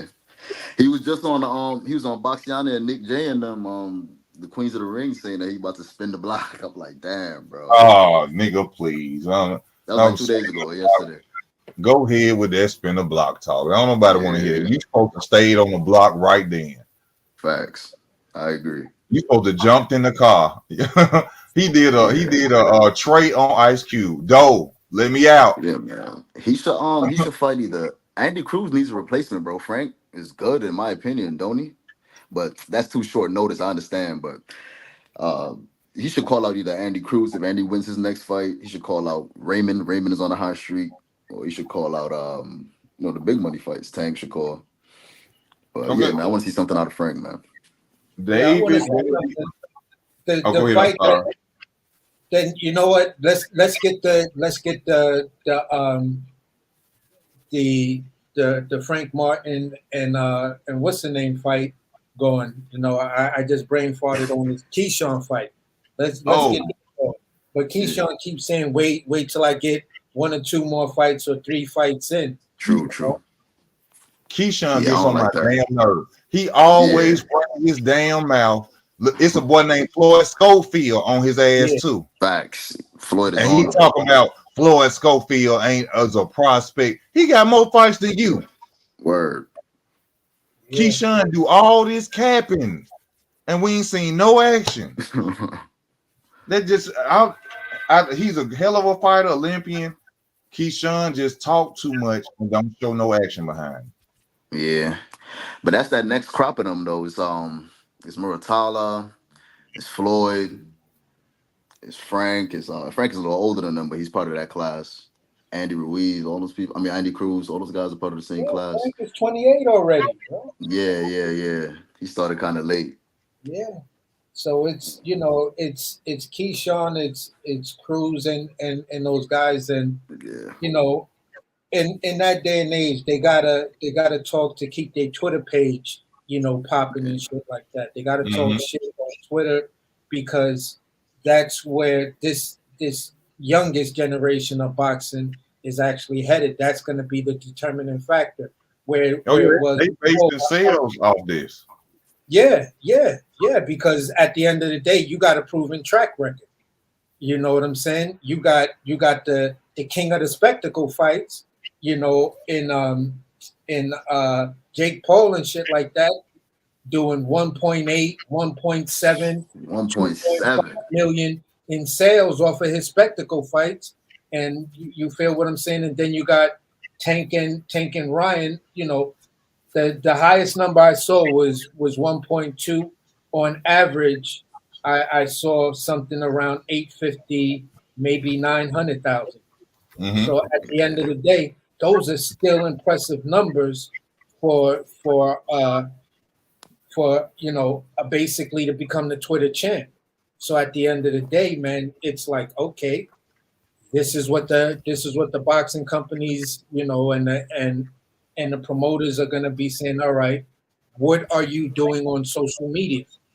What's your social media account like? Because then that's gonna turn into pay-per-view sales and putting butts in seats and stuff like that. If you got the goods where you could talk your mess, back it up, get some stoppages, get some impressive wins, and you got a huge social media following. Those are two elements We, that are going to be requirements moving forward. we got to talk about this fight coming up too. Tyson Fury versus Alexander Usyk. What's y'all Man, opinion on that? Usyk has no shot. Usyk has no shot. If Tyson comes in prepared, that is. Everybody got a shot against Tyson, depending on how he prepares himself, man. But I've seen even sloppiest of Tysons beat guys up. You understand? But Usyk, phenomenal boxer, but he's gonna exploit the size. Dubois exploited the size. He stopped that man. You understand what I'm saying? So He stopped him. I I got Tyson in that one. Too big, a better boxer in my opinion, and more power. Hmm. I'm gonna say uh, it's a 49 and a half, 48 and a half, and I'm gonna give that slight edge to I feel who's the better boxer, which is Alexander Usyk. I mean, Mm. Tyson Fury is not an Olympian. Granted, True. he beat Klitschko back in the day. You know what I'm saying? He then right after that the Christian Hammer controversy. Um, he beat one of my favorite fighters, but not the most technical fighter, in Deontay Wilder in the third fight, and stuff like that. You know, but the thing I can say is this: if if Alexander Usyk drops him, he's going to get a proper count. I don't think that's gonna happen. You I feel? gotta say I with don't think it's going to happen either. But at the end of the day, I think Alexander Usyk is going to etch out the victory on points. Okay. one thing about Usyk is this: the blueprint to beat him is already out there. Yeah, The body punch. yeah. If Tyson Fury, if Tyson, look how he did Deontay Wilder, which I hope he trained with the Emmanuel Stewart's nephew. I hope that's the trainer that sent him out there. If Tyson Fury go out there with that weight on him, like he did before, and leans first, they ought to tell the when they send them there talking, before the instructions come out, before they hit gloves. Use it, put them damn trunks down. Usually have his trunks above his navel because they know he can't take a body shot from a heavyweight. Tyson Fury is gonna stop. Use it. Watch what I tell you. I'll just see Usyk moving more and throwing maybe just a little bit higher volume of punches, but I feel like Tyson punches are gonna count more. The reach is crazy. It's just, I mean, but Usyk is a great boxer. You know, no one can take that away from him. And most of the guys he's beaten are way bigger than him. So, but Let me Yeah. welcome. Go ahead. Let me welcome D Young on the panel as well. mhm. What's up, D? What's good? What's good? Easy, y'all can hear me? Yes, Yeah, sir. yeah. We can hear you. Yeah, you What's clear. good, man? I just wanted to jump in on this heavyweight discussion, man. Couple points I want to ride on, man. I hear y'all say, Usyk vulnerable to the body and whatnot, which we saw, in the AJ and the boys fight. But I think this is the difference of why Fury not gonna be able to go to the body. First off, if Fury goes to the body, first off, Fury is not even known to be a body puncher because he's Mm. 6'9". And the second thing is, if he tries to go to the body on Usyk, he's gonna get clipped. You know what I He- mean? Easy work. He gonna get clipped. And another thing I feel like Fury held this fight up for the longest is because the same shit we saw with the Ngannou fight. He doesn't do good with smaller guys. And now he's gonna be in the ring with a masterful boxer, a guy who's 6'4", and not only will he not be able to lean on Usyk, Usyk has a good background in wrestling as well, and he knows how to give his leverage up as well when the guy tries to lean on him. So as soon as Fury tries to lean on him, he's gonna either move around him, or B, use his shoulder and try to like block Fury off of him. He's not gonna let Fury lean on him. And I think this gonna be the one of the first fights that we see Fury get exposed with that. He's not gonna be able to use that on Usyk. I really think this could be a style matchup going wrong for Tyson Fury, man. Honestly, All in right, Uh, all so D, can I honesty. just ask you this, D? How do you think Dubois and AJ found their ways to the body? Is it because they're shorter than Tyson? Oh, absolutely. Dubois is Okay. 6'5".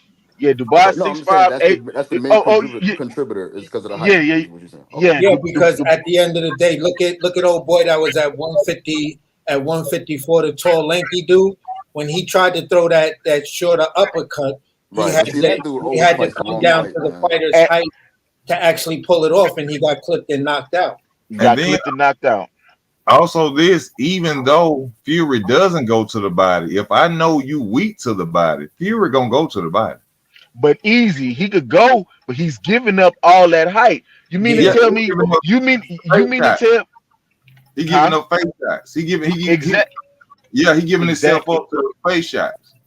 Yeah. yeah, So he could try to go to the body. He's gonna get clipped. yeah. That's how you think Otto Wallin caught him. You know what I mean? He tried to use those same tactics on Otto Wallin, and Otto Wallin caught him with a flush straight right. Now, Mhm. I just wanted to piggyback off of what the brother was just talking about. You saw how to defend against a taller fighter. Two fighters showed you how to do that, which Deontay Wilder never learned how to do.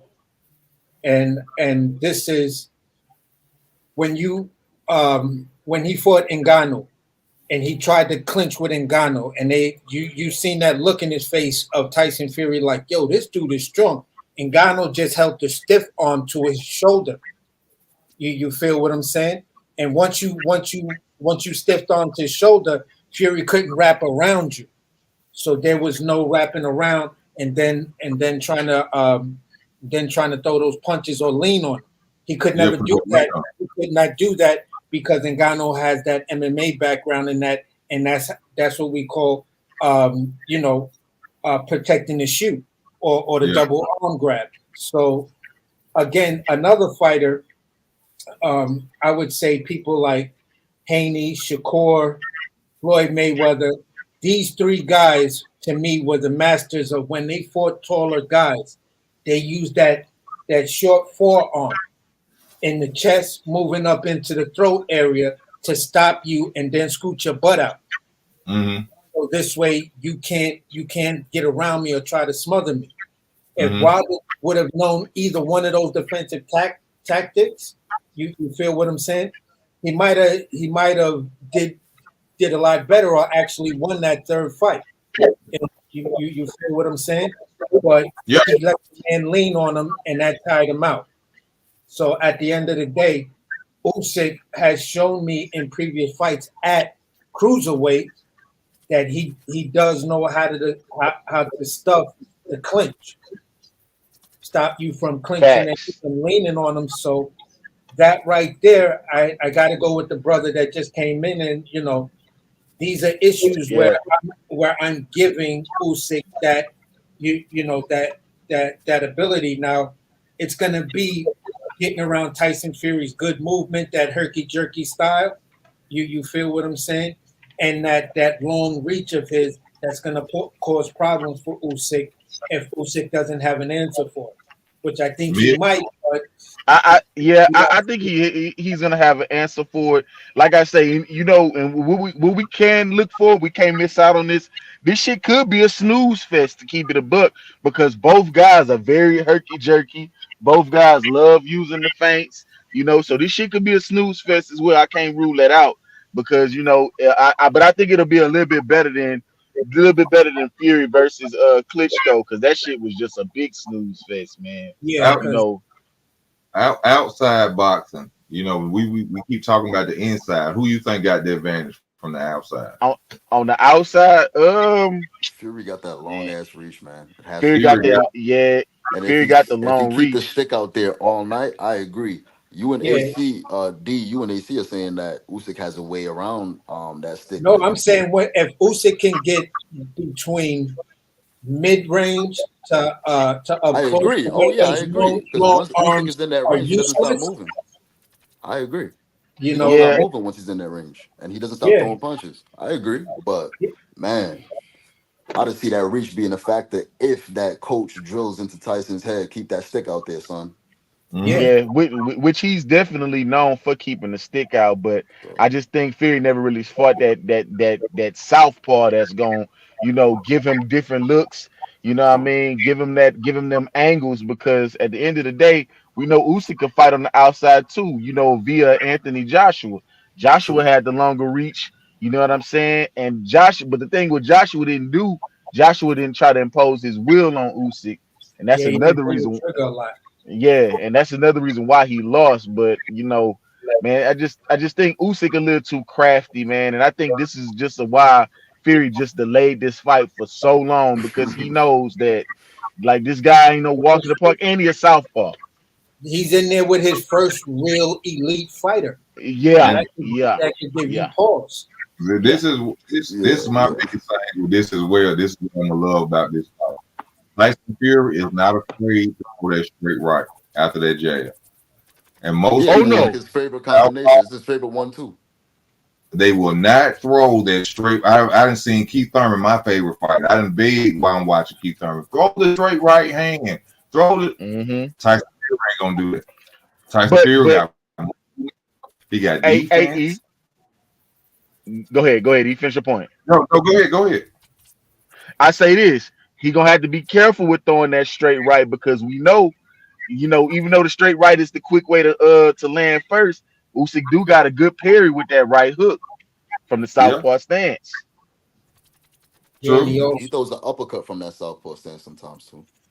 Yeah, one thing I like about Usyk, he's not a limited southpaw. He's no, No, not. he's No, got no. he is plenty not of limited. tools. He's got plenty of tools in the chest. That's why I'm saying right now, Tyson Fury, is facing his first legitimate elite fighter. Yes, sir. He You see definitely what I'm is. saying? A guy, So, as far as skill set, yes. you know, Huh? As far as skill set, yeah, this is his um big fight right here. Wilder was a Yeah. big fight, but Wilder didn't possess all the skills that you expect a guy. yeah, and he Yeah. did, and even in the third fight, you know, I made this statement before when I was breaking it down with this dude that loves AJ. I said, listen, when you go from a new trainer, the new trainer, you need time to acclimate to what the new trainer is teaching you. And then you need, if you go back and you look at all the old fighters, when they took a loss, they would have 5 fights, at least 5 fights before they jump back in with the big names and stuff like that. Because if they went and got Confidence building. if they got a new trainer, they fought a lot of tomato cans, but these tomato cans had the one skill that caused them problems. And then they Mhm. would get rid of that skill with that tomato can. Then go to the next tomato can that may have great footwork, but doesn't have any power. So it's going to be hard to hit this guy. You Yeah, feel what I'm saying? So it's Facts. yeah, it's so confidence building fights. exactly. And in this generation between AJ, Wilder, and every other one of these fighters in this generation, when they lose, they try to, because social media is so critical on them, they try to go back in and take another big fight or whatever right after that, and it's like, nah, you feel what I'm saying? Fuck what people are saying. Just go out there, work on your flaws, put those tomato cans up under your belt, and then it's gonna build that confidence that instead of just trying to deal with it in sparring, because sparring ain't a real fight. When you're fighting these guys in the ring, those are real fights, and then you can really hone in and then retune what you're doing. Now, um, as far as like Fury's flaws and stuff like that, he has one tell that if Usyk is watching, he can time that. Tyson Fury has this thing where he keeps touching his nose whenever he's fainting. He'll faint and then touch his nose. Faint, Mhm. faint, faint, touch his nose. Faint, touch his nose, and he touches his nose before he throws. So if you watch, Yeah, I noticed that. That's a fact. if you watch any films on him, and every time he looks like he's getting ready to touch his nose, He you started shoot getting your stick herky out there. jerky. He Whack! started twitching and shit. Yeah, Mhm. so every time he gets ready, it looks like he's getting ready to touch his nose. You shoot your stick out there. Whack! Yep. Whack! You But feel me? That's AC, not to bad. piggyback off you, man, I think the biggest thing what Usyk got to do is that what nobody else did to Fury is he has to go to Fury's body, man. Regardless if we know Fury eat the body punches, he got to go to the body because that's the most visible. That's the most visible part on his body, and as he touched that body every time, I mean not the ref, the judges will see that, and that's points scored every time. Yeah, but it's That's the issue is getting like Fury's gonna come out and try to use that herky jerky and his stick to control distance for the first couple of rounds, and then try to bag points up within the first 4 rounds. Usyk has to just come out and just go straight at him, and then put his head in his chest and douche douche, make Fury in a position where he can't use those long arms he has, because he's in his chest. The long arms facts. are useless once Facts. you're in his chest. So it's the type of thing, that Tank is excellent at with all of these taller fighters. He lures them in, and then he uses his footwork, that little half step forward, then a double step, and he's right in your chest, taking away that long reach, and then he could throw those fast, powerful uppercuts, and you know set you up.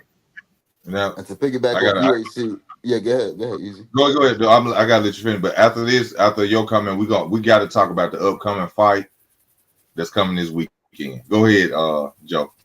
No, I was just gonna say, like, to what AC was saying about how Tank is able to get the taller man. That's because Tank can fight off the back foot. I think Tyson can fight off the back foot. Now, one of my keys to victory for Tyson is doing just that, keeping the stick out there whenever you either stand in your ground or moving forward, and then box Usyk going backwards, man. Tyson can box going backwards, guys, and I feel like Yeah. that would be the key. He's such a long guy, you know.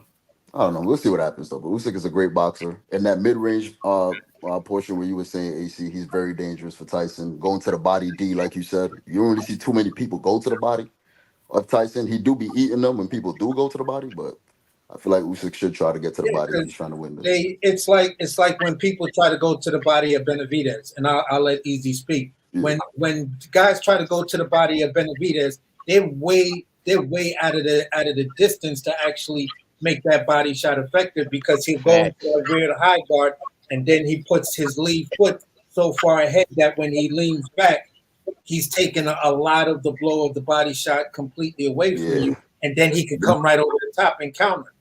Them Yeah. long, Hey, them go ahead, E, my long bad.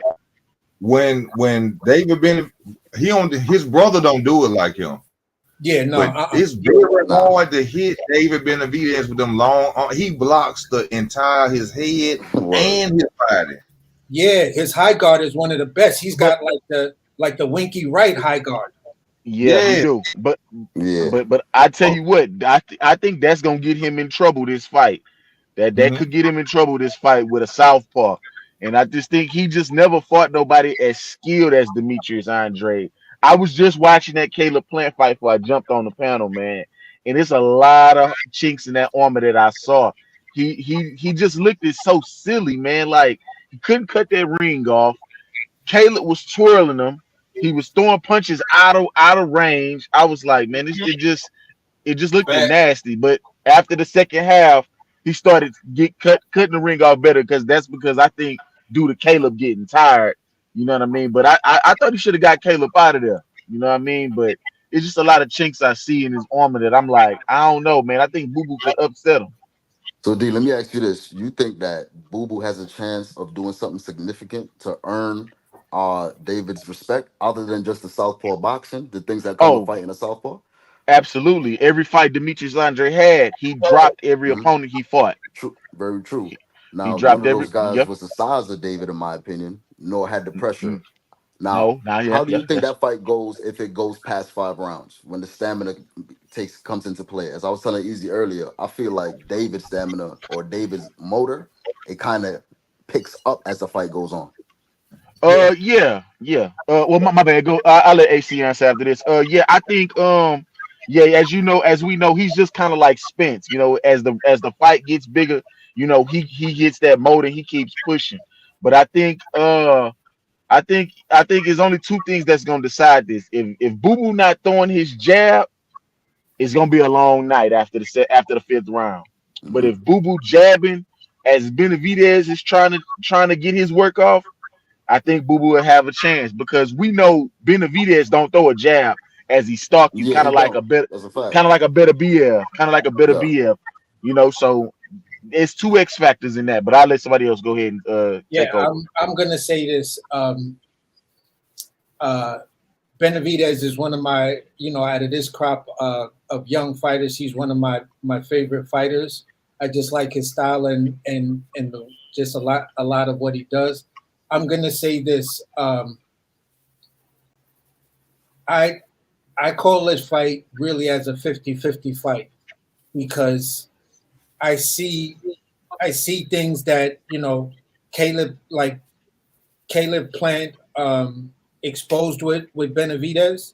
You feel what I'm saying? And I would say that's more so because the dude is not even 27 yet. You feel what I'm saying? He's still in that young class of fighters, so he still has a lot of growth that can happen. And right now, this is the time to make those mistakes. Andrade, he's a very very crafty, very very experienced fighter. Benavidez knows that, because he said it over and over through all of these press conferences. So my keys for victory for Andrade to win actually had a lot with just turning Benavidez and constantly making Benavidez reset.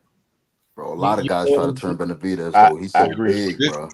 this. and Oh, and I'm sorry. and just and my key for victory for Benavidez is, you know, punches and bunches, because I've seen Andrade just do this weird thing that when a lot of volume punches comes at him, he has a habit of leaning over to one side and then To the trying to left. catch He that do To this. the left. Yeah, he one do that side. drunken master shit. He You do know this. what I'm Yeah, Yeah, all the way back. and as you coming up, if it's timed properly, it's like a basketball player. You know, the easiest time to steal a ball is when, you know, off the dribble, when the ball is not in your hand.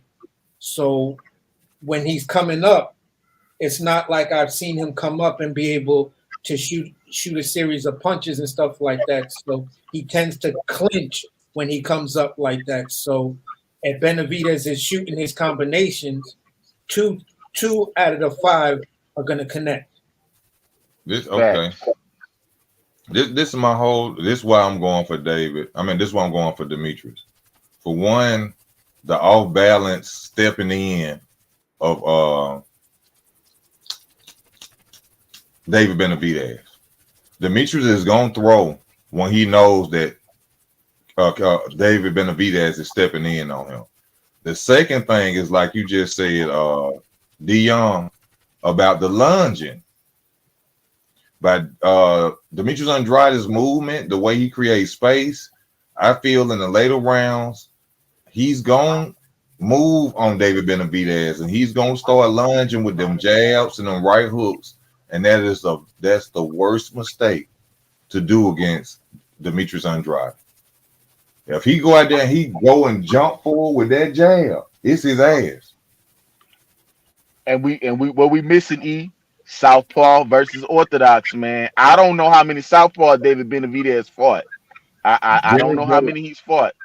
The only one I've known he came to fight or he fought was Dennis Douglas. And Dennis Douglas is not a Demetrius Andrade. No, sir. I Y'all had see? listened. I'm Yeah, sorry. go ahead, Go go ahead. ahead. No, you seen and his sparring for Demetrius Andrade, he just had a black eye, right? Who that is? Oh, David. Oh, yeah, yeah, yeah, yeah, yeah, yeah, Yeah, yeah, yeah, yeah. yeah, You yeah, seen he yeah. had a black eye, right? I Okay. posted that on Instagram. I was like, damn. But hey, Yeah. yeah, man, this could be a real interesting fight. And another thing, I think this is the one thing we overlooking, man, is the coaching, man. You got Benavidez, Daddy Jose Senior versus a great trainer and Andre Rozier. It's gonna come down to coaching as well. Yeah. Yeah, Rozier from Marlboro, Brooklyn, New York. Yes, sir. Form, I think former I'm former sorry, go ahead. two-time world champion coach, man, for Danny Jacobs. So yes, Yeah, sir. I but think that Benavidez Senior loses that because he ain't taught his sons nothing for real. Look at Jose. Jose is still fighting the exact, and some say it's off the leg shot. Jose don't create distance. Jose don't got no head movement. Soon as somebody go punching this is whole game. He stand in front of you, and then he take yeah, the shot, and then I don't go. know. Mm-mm. I don't know what happened to Jose, because before Jose got shot, I used to watch this kid fight and be He was like, bad. yo, this dude Jose is a monster, boy. He was a monster. Absolutely. He Yeah. was, He was a man, monster. listen, he was that dude, and he was on his way to being that dude. I think Jose's biggest problem is he's hard headed. He Like very hard headed. you can't talk to this dude and then try to talk sense into him, because once he gets riled up, it's like he don't hear nothing. And No. while the younger brother David can hear, and he knows how to calm himself down. And that's why I was saying in my other video I did the other day, these fathers, I understand you took your sons to championship status, you done made them millionaires, but step aside Yeah, and let somebody else come in and try. Kenny Porter, Sean would have been a hell of a fighter if Kenny Porter would just said, you know what, I brought you here, I made you a champion, but let me get you somewhere or to somebody who could teach you something else. Yep. yeah. Look what Devin Haney father did. Bill Haney. He brought Devin Haney to where he was But then Bill was, and which I don't like Bill like that. But I give him his props. He's a great father. Bill stepped aside and said, "Come on, Floyd Mayweather Sr., show him what I can't show him." Yeah. But That's also what still got, but what he also do. still gotten away with that though too. He Uh, also still kind of gotten away with Floyd Senior as well. yeah, but you need to like look. I'm gonna say it's about Teofimo Lopez. Teofimo, even though I think he an animal, Teofimo lacks certain things too because the father want to stay there. No, let your son go branch off with somebody else who been in the ring before, who know about the sport, who been a former fighter, and learn more. It's about Stop just in-house trying to money. stand They're there not and trying give to them. pay them coaches. Stop Yeah, trying to They stay ain't that's paying a there. them fact. coaches. Yeah. That's Mo- the only he- one that actually did pretty well. I mean, you could take the Lomachenko and his pops situation and stuff like that, where they kind of took that dynamic and did some pretty decent things with it. But overall, I feel the same way. It's like I can get you to a certain point, but then we're gonna go shopping for that world-renowned coach that's gonna take you to the elite status and take you to greatness. and Because All right. I'm gonna be too emotionally invested in it. like you just said about Lomachenko, imagine now he grew up, he brought him to the fight. Yes, Lomachenko is one of the most skillful fighters, this and that. But Lomachenko got 3 losses. Imagine if his father would have stepped aside and wouldn't let him go do something different Yeah. Yeah. All instead right. of So you since you just talking trying about to sit there. coaches, what y'all think about Ryan and his new coach and his upcoming fight? Oh, please, Him and man, Devin please, starting off December. They got the first 2 Saturdays in please, December. Who, Diddy please, James? please. That boy ain't finna be Ryan finna be the same fighter. Damn. Absolutely. Yeah. The Yeah. same fighter. Ryan finna be the same exact fighter. Yo, but Ryan got talent, man. Ryan got speed and power, man. You can't really teach that shit, bro. Yeah, but here's the thing. Like I like I like I'm always gonna go with this. You need those tomato can fights to acclimate everything that the coach is Right. telling you. You know what I'm saying? You Oh, should have been fighting at least 2-3 times a year. So this way you got adjusted to what Derek James is trying to teach you. Go Mr. ahead. Derrick, Mr. Derrick James. Remember when he got with AJ? Mm. AJ went and fought this dude that nobody know, and AJ sucked. His Yeah. excuse was, "Oh, I only had 9 weeks with AJ." Yeah. AJ ain't No. been looking good at all since he been with Derrick James. Yeah. He No. sent Errol Spence into a fight with Terrence Crawford with no damn head movement, Yeah. no change in style. No. And Well, that was one well, of my things. AJ not with Derrick James Yeah. no He more. He he with went Ben back to Ben. He Davis. went to Ben Davidson. Yeah, Who? but Oh Ben yeah, AJ. Davis, yeah, but Ben Davis is good, but again, um, granted, you're going up with Otto Wallin and stuff like that. You know what I'm saying? You talking about getting in the ring with Wilder next, and you've only had you're gonna be with your new trainer, possibly less than a year, and you're looking to go up against Wilder next, and Wilder's been, he's not active like I want to see him with his new trainer to work with those tomato cans and acclimate himself to 100% to what his new coach is teaching him. But you're a gym Wilder and this dude are gym rats. You feel what I'm saying? And Uh, at the end of the day, I'm like, I'm AJ, saying, AJ, I'm I don't know what you're trying to do here, but you're scaring me, bro, because I don't know how you're gonna come back.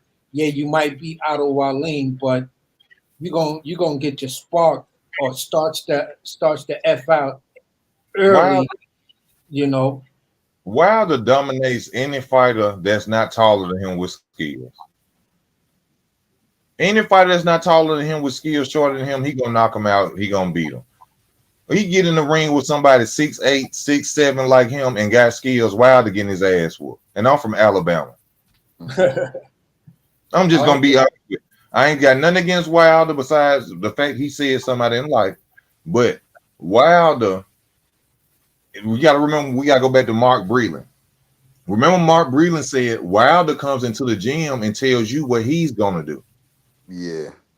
Why would you have Malik Scott, a fighter who got beat up by Tyson Fury, and you beat him as your damn In like coach? 10 seconds. Like, come on, bro. And that's what I'm It's saying. your Like, fault. sometimes talent can shine, bro. Because how I many fights has Wilder had with Scott so far as head coach? Just the one against Hellenius, or did he have? no, he had Tyson Fury the third Second fight, fight, Oh yeah, the third. This I mean next, the third fight, the and third one, Helene. third yeah. fight, and then Hellenius. And then Hellenius. Okay, so that's only 2 fights, but talent can shine. He went 1-1 there, but like I don't know, Hellenius is not really good enough for Wilder, but like Scott as a coach, bro, that's just insane, bro. Like You a got to guy I look knock at it out in like 10 this, seconds, guys. bro. You just got to kind of look at it Come like this. on, bro. Let's look at it like this. And then I think like some crazy shit happened where like the punch didn't even touch him. He got like knocked out by the force that hit his glove or some shit. Let's look at it like this. Bomac and Derek James. You feel what I'm saying? Both horrible fighters. Angelo Dundee never fought a day in his life. Never. And look at what he did with Ali and Sugar Ray Leonard. Never got in the ring a day in his life. So sometimes it's your passion for the sport, and it's the fighter. And then it's also the relationship you have with the coach and fighter relationship. That's true. Listen to what you just said now. You just said that Angelo Dundee ain't never stepped in a boxing ring a day in his damn life. So how in the hell can he instruct the fighter on being a boxer? It's the fighter. Derrick James. Derrick James has got a knowledge for the fact that he had 2 fighters with 3 titles, and then one became undisputed before the other one. It was the fact that he had good fighters because Jamel Charlo would run his shields first. Yeah. And he who taught him how to box first? It's about the fighter. You just said yourself, Angelo Dundee couldn't train nothing because he never fought. It's about the certain fighter that you get under your umbrella. And that's why Angelo Dundee, has been proclaimed a hell of a trainer because he has Sugar Ray Leonard and Muhammad Ali. Okay, if he would have got, what fighter has Angelo Dundee run from the ground up and became a champion? I believe it might have been Sugar Ray Leonard. From the ground up. I think I'm talking about when he was a kid. No, because he got Sugar Ray when Sugar Ray came out of the Olympics, and he got Ali once Ali came out the Olympics. So I don't know who were their coaches prior to that.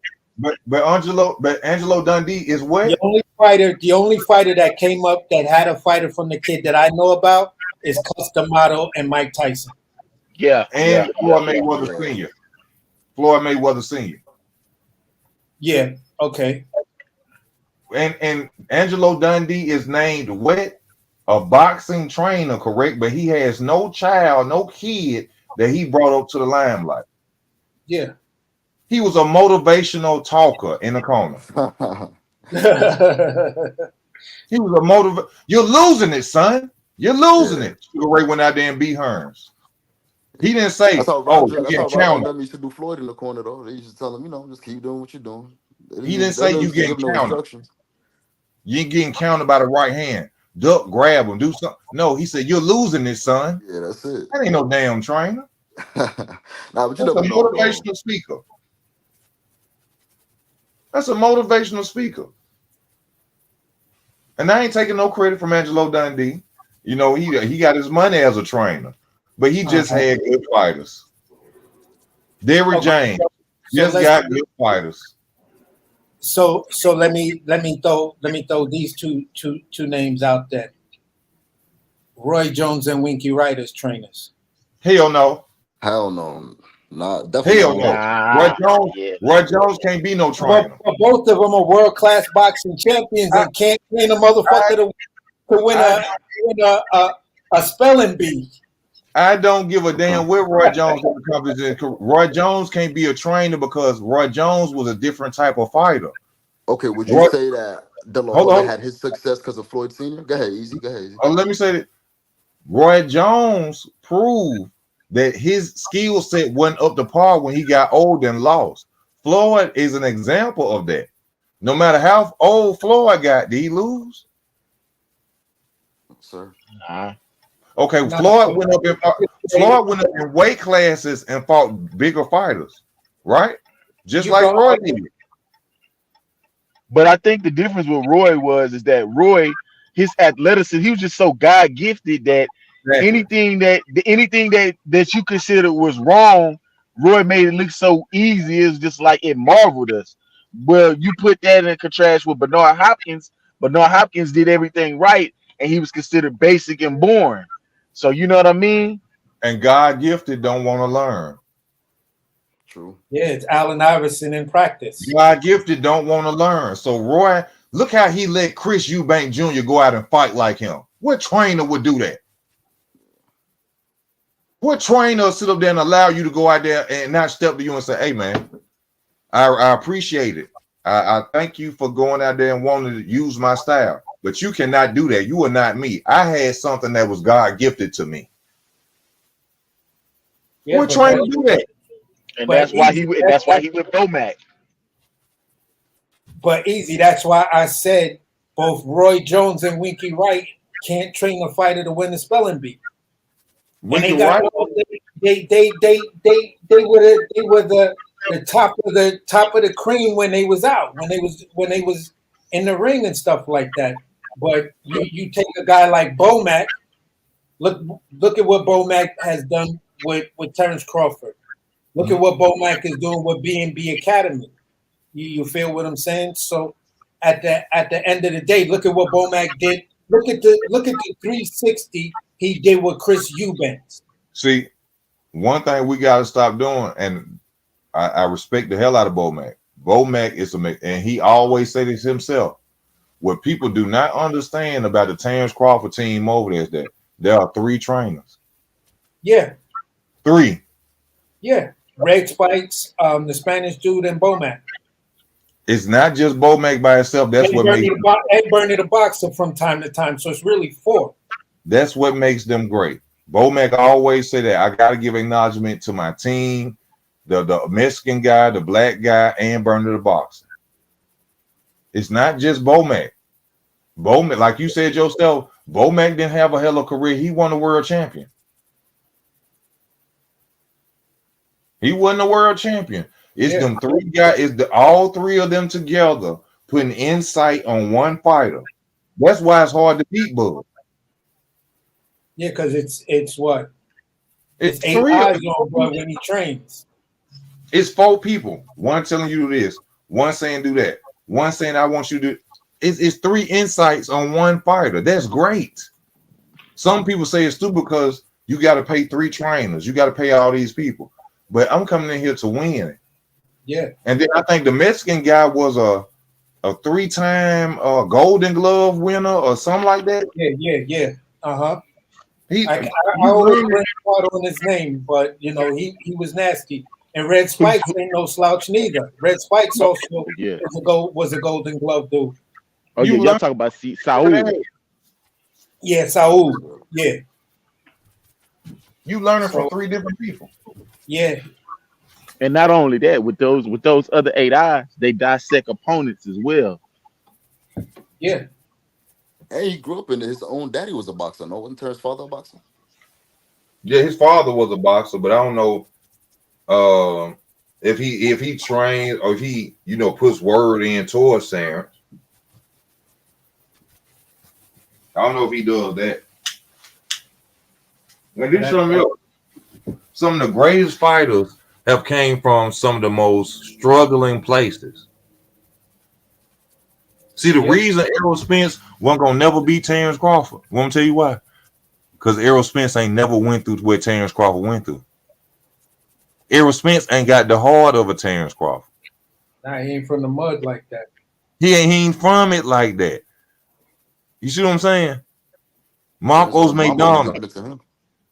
Marcos McDonald, one of the fighters who gave Floyd one of the worstest fights of his life, came out the mud. You see what I'm saying? That background matters when it comes to boxing, bro. That background. That's Yeah. a big factor in it. Yeah. So that's the trump card for Regis versus Devin then. With and Regis that's versus what Regis was trying to say in his interview after one of those press conferences. Regis was saying, go back to private school. That's why he kept on making that statement to try to say, Dev, you wasn't raised like me. I was raised. I'm from the mud. You not. You know what I'm saying? Your father provided a good life for you from the time you was a little dude. So you didn't have to go through what I went through. Sometimes that when I was on another panel, I said, yeah, but that could be a double-edged sword. It can be. Because some fighters, can't get, like they say, you could take the man out the hood, but you can't take the hood out the man. And sometimes that hood mentality is your own worst enemy, because you'll always revert back to that hood mentality. Nah, I ain't going out like that. And it's like, no, think smart. You're not gonna go out like that if you start thinking smart. You know what I'm saying? Not having that grit it won't be helpful as well. That's true. That's true. The struggle make you stronger. Yeah, it gives you a certain amount of mental fortitude that, okay, I spent my life doing without. I spent, a year and a half eating, ramen noodles and peanut butter sandwiches and eating shit sandwiches and pancake syrup sandwiches. So Imagine that fighter that been knocked down and he's sitting on that mat and he waiting for that 8 count and he get up and he remember, man, before I came here, I ate a bowl of ramen noodles. My baby ain't got no fucking Pampers. I ain't even got a house. And now imagine when he get his ass up on his feet. Yeah. That's them fights. What happened when Devin get hit in that eye? That's what all I'm saying. When I think or just hit period. When Devin get that eye swole or that nose broke, Devin gonna quit. Remember me saying this? I'm rooting for Devin though, bro. I'm rooting for him. I'm rooting for him. I ain't got Devin hot right now, bro. Black man getting his money. Heavyweights running him down. When Devin get that eye swollen, he can't see how he gonna quit.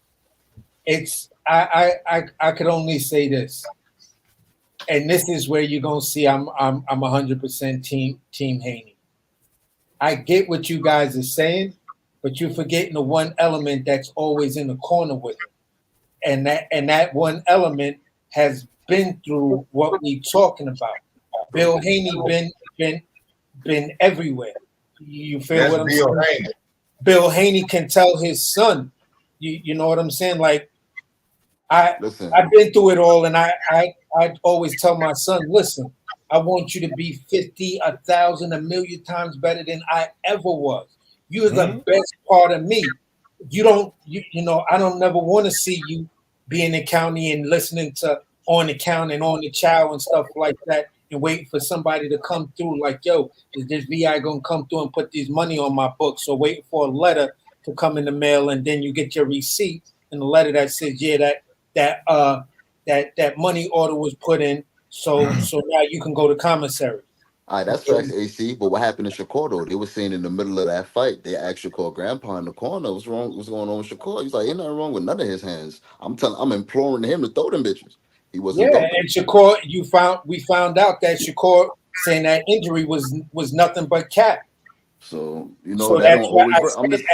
I just say that to say, those guys, Shakur grandpa can't fight for him. Devin Daddy can't fight for him. No, you 1,000%. What's instilled in me, I can't give to you. Yeah, I can only tell you about it and hope that you never go through what I went through. True. So I can't give it to you. Day, even where you are right now, you'll never, ever, ever, ever, ever, ever, ever go through what I went through.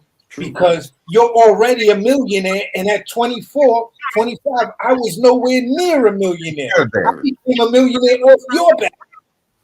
Yeah, So at the end of the day, that's gonna be the test of the fortitude, because it comes down to now when you fighting and you got your dad in your corner.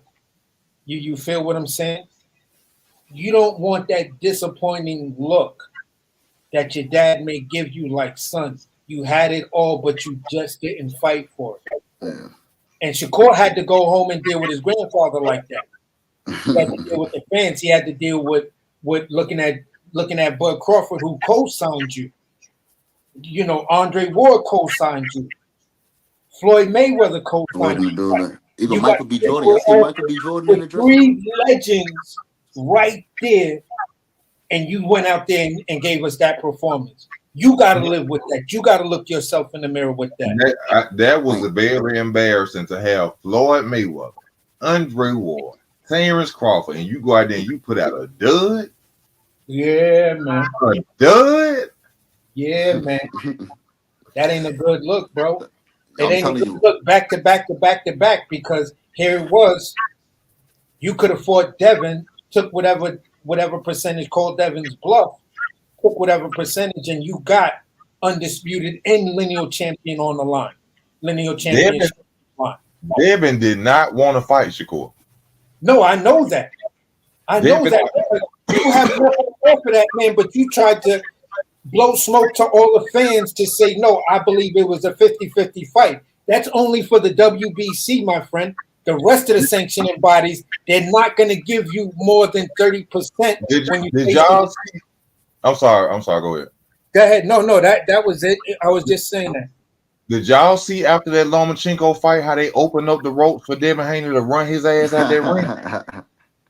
They didn't even want to cut a promo. They didn't even want the fans to even think about. Yeah, that's crazy, because Devin ran up on dudes before. It's on video where the guy who had the camera hid and Bill Haney was out there. Have we forgot this video? There's the slanted video that's pointing towards the ground a little bit. Well, even Bill Haney admitted that Shakur Stevenson beats the hell out of Devin Haney every time they have ever sparred. Y'all remember that video? Nah, I only remember the only video I ever saw was Shakur quitting because I remember it. I definitely remember it. Y'all remember that video?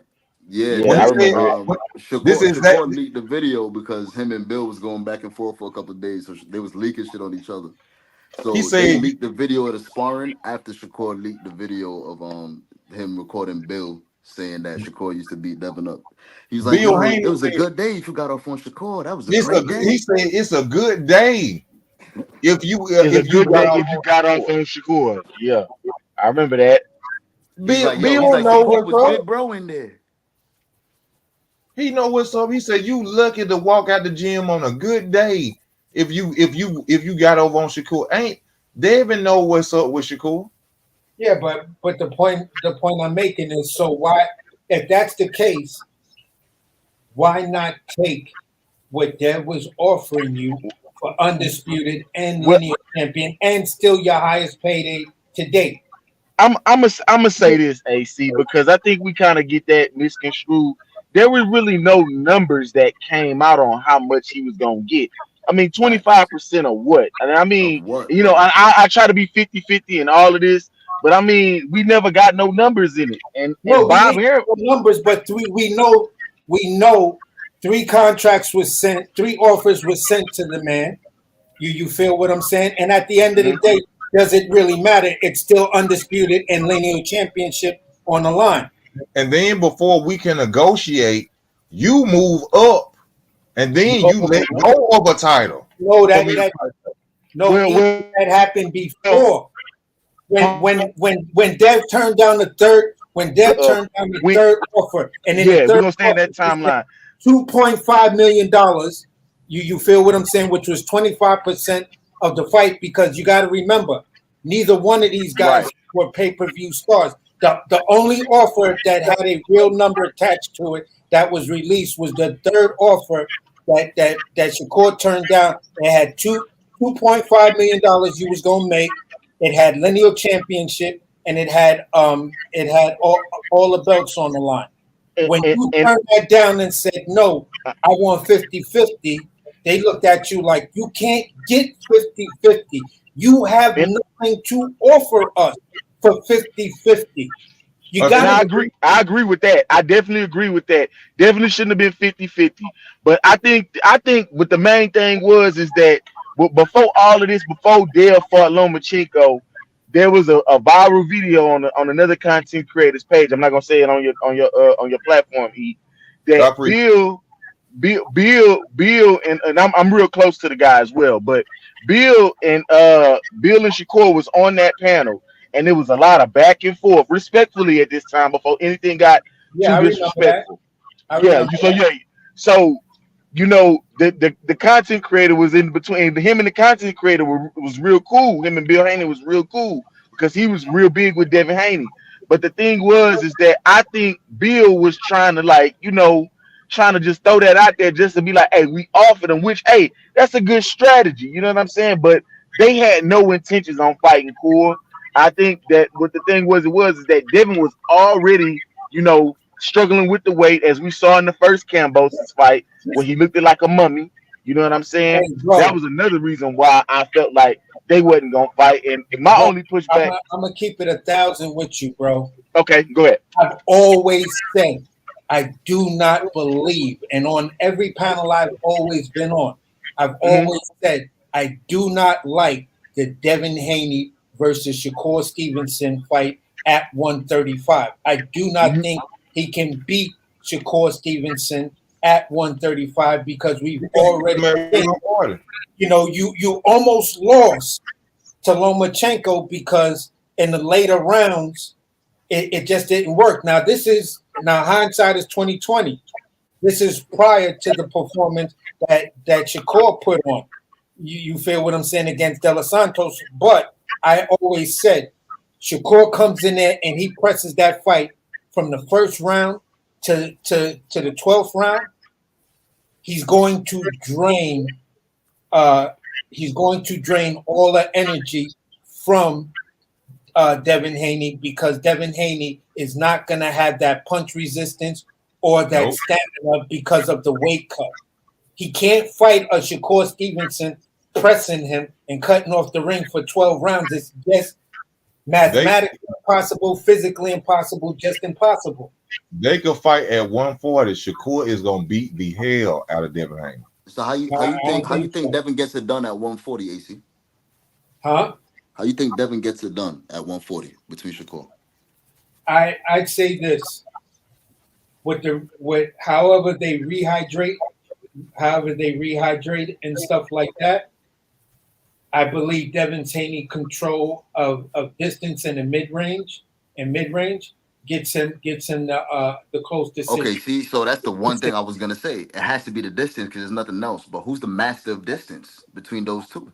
I was just gonna say that because there's nothing else he can't do. It's not gonna be power. It's not gonna be. No, I don't believe Shakur's the man. I think Shakur is excellent at close distance, but he's shown a lot of tendencies.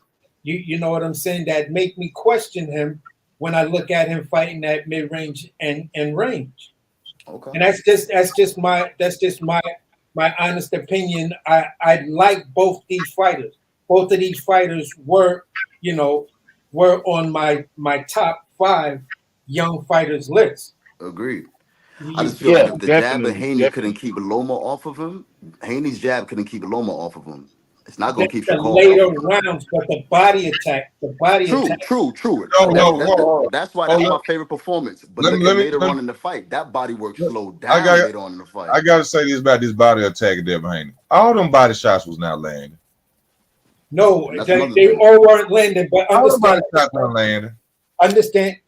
this, Easy. When you look at the fight, right? You got all of this shit for no reason. All them body shots was not landing. You got to remember perception, how the judges see things, and then when a punch, even if it was even if it wasn't a hard body shot that They that still landed, scored. it was that weird hop up and back that Loma was doing that made it seem as though these body punches were a lot harder than they were. And I think that's what kept on. I think, in my opinion, after watching the fight, several different times, in my opinion, that's what I thought As a, as a, constantly Devin Haney in that victory because as, Loma was doing that weird thing whenever he got hit in the body, that hop up and back to make it as, seem. as a commentator, it's your job to make sure it lands. You don't call damn shot, and which body shots ain't really important Yeah. until you drop somebody with it or you hurt them with it. You Yeah, don't call out damn fucking body. You don't call out damn body shot until you see it actually land. Half of them body shots that they call it was not landing on Lomachenko. and half of Lomachenko's punches, when you look back at it, when when when Timothy was calling, oh, he caught him, oh my God, it was like he didn't even throw a punch. Tim, what the hell are you talking about, bro? And To the that was point where Andre Ward was getting a little frustrated with Timothy Bradley, like he didn't throw a I punch. mean, I did see Loma landed though, and Devin did go and to that Loma corner. was I landing. mean, yeah. Hold on, hold Devin on. did go to that corner. Okay, It go was ahead, go punches ahead. that Loma was landing that they wouldn't even say. They wouldn't even speak. Just go back and watch the fight. They Yeah, wouldn't I even watched the say. fight But I watched but the fight like 3 times, easy, and there was that flurry that when Dev was in the corner, Loma didn't land one punch, and Timothy Bradley was like, "Oh my God, he just caught him with a 3-punch combination." See, this is where Devin Haney, I don't know, Devin Haney needs to do something because he's definitely losing this fight, and it was just like, bro, Nah. To well, say all of that, is something else. But I would say that Loma was landing them bitches, bro. Devin didn't go to that corner crying for no reason. I ain't gonna say he was crying neither. yeah, He was just yeah, conveying to his yeah, coach. in a later Hey, round, he knows let, everything that I'm doing, Dad. yeah, Yeah, I He that's knows. mean, I'm exactly what not he gonna say said. that's But you crying. but you You see, want to consult your it was corner, that but it was that 10th round where he hurt Dev pretty bad, and that's yeah, when Dev went back and said that to Bill. But true. I yeah, think the biggest thing is that the reason why Loma didn't win the fight is because that stupid son of a gun didn't do nothing 11 and 12. Yeah, he let off. He let off He let completely. off the gas 11 Yeah, and 12, yeah, and Dev ate up the 11 and 12 rounds. So yeah. that crying stuff that Lomachenko was doing, I didn't feel bad for him because you left it all on the line. You didn't put I it was all on the mad line. about that. and The I motherfucker I agree. didn't go out there like he was supposed to. I Yeah, he did. agree. He didn't.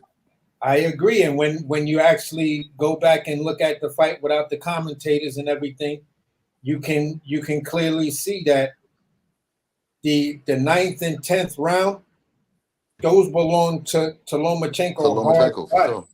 I will say this. I watched the fight twice, and I still had 7 rounds to 5 for Lomachenko. Wow. Ah, And nah, I didn't I, have it. I had it the other way. Yeah, I Seven had seven five for five Devin. Devin. I had I had Yeah. it seven seven five five for Devin. Devin. Now when I first watched it, I had it 8-4. I was like, damn man, I think Loma got it 8-4. Then I watched it a second time. I was like, hold on, 7-5. It got to go to Dev because 11 and 12. And then when I watched it the third time, I watched it like last month. I said, yeah, Dev got the 11 and 12, and that's then on the score clause it was a split decision, and everybody gave the two. But to see the judges gave the 11th round to Lomachenko, which they tried to pull for him, but Dev edged out that 12th round, and I also always thought that was bogus in my opinion because Lomachenko didn't do nothing in 11. Hey, a lot of the fight breakdowns, even on a lot of different content creators' channels that do fight breakdowns, they actually a lot of them had it like 7-3, 7-4 Devin. I mean 8,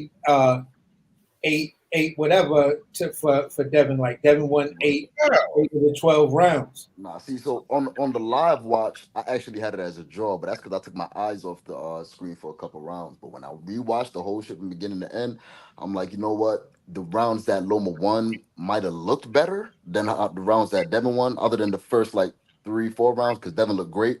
With his, his pressure, his stamina, all that looked great in the first couple rounds.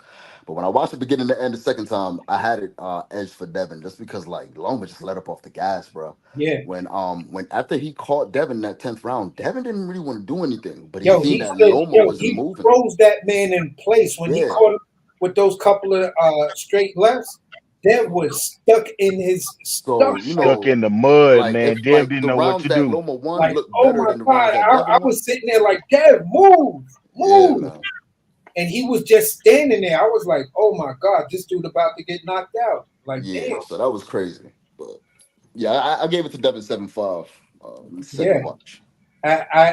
Second and third watch, you know, the first watch, I had it, Devin edged them out by 1 round. Then when I went back and watched it the second and third time, I was like, yeah, all right, it's a 7-5 fight. I'm gonna just try to be as fair as possible, looking at how the fight, looking at how the rules, because that fight, because it was so much so-called controversy, I actually Googled and downloaded the PDF on how you supposed to score a fight, fouls, and everything else. And Yeah. I was just like, okay, Dev showed the ring generalship. Man, I'm Dev excited showed, for all these guys, man. Devin, Tank, Teal, all these guys, man. I want to see them all fight. I'm happy that everybody's moving up to 140. That's about to be the hottest division next year and yeah, into 2025. I want to see Hitchens get in the mix. Kenneth Sims coming off a Yeah, big because win on that Rolly do a lot card. of and we do a lot of talking. I want to see. Yeah, Yeah, like I hope I like I'm not gonna say I hope Devin win because I'm not rooting against Regis. I'm not rooting against anybody, but whoever wins, man. But if Devin wins, it'll be exciting to see where these guys go in 140, man. Rowley up yeah. there, Ryan up there, Hitchens up there, O'Hara up there, Sims is up there. It's The crazy. Tio up there. I don't know what Tio doing, but Tio up there. Yeah, I think everybody keeps saying that, and I know a guy that actually knows Teal like that. Right. They keep trying to say Teal just waiting for his divorce to to get finalized, and he's supposed to come back because he ain't trying to get Shorty have his money like that. Yeah, I know that's what's going on. That should been going on for like almost 2 years now with Tio. Yeah, so at the end of the day, it's like, bro, you looking at a 2 year layoff. You can't come back, but unless you gym ratting it right now, I don't know. But if you're not being a gym rat, it's gonna be a hard comeback for you because these guys are gonna be monsters by the time you return to 140. Hmm. You're gonna have a lot of stiff competition up there, you know, and I just don't see it going too well for you if you coming off a 2 year layoff, 2.5 year layoff, 2 years and 8 month layoff. I don't know. Nah, I think he'd be back 2024. He's just gonna be demanding, a huge pay, which a lot of these guys are doing. But I feel like of all the young guys we talk about, if anybody deserves the pay, it would be Devin and Tio, because them guys put in the work in terms of accolades on paper. In terms of Yeah, fighting for belts, fighting guys who had the credentials in different divisions, moving up in divisions, challenging guys.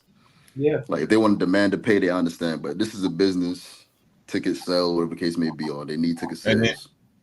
I respect the heart of Teofimo because he went after the former head honcho of 140. Yeah, I agree. He went at Josh Taylor first. He ain't cut no corner. He said, "Nah, I want the man who's the man." And then Devin going for the second best guy, green belt guy. Yeah, yeah, On paper, anyway.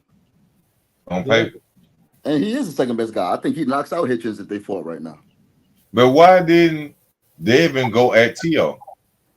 Because Yeah, Tio ain't available right now. that's what Tio, everybody's saying, bro. That fight is supposed to happen over the course of the past, what, 4 years? Four years or so? When was these, every time they get in each other's face, calling each other the N-word, their daddies cursing each other out?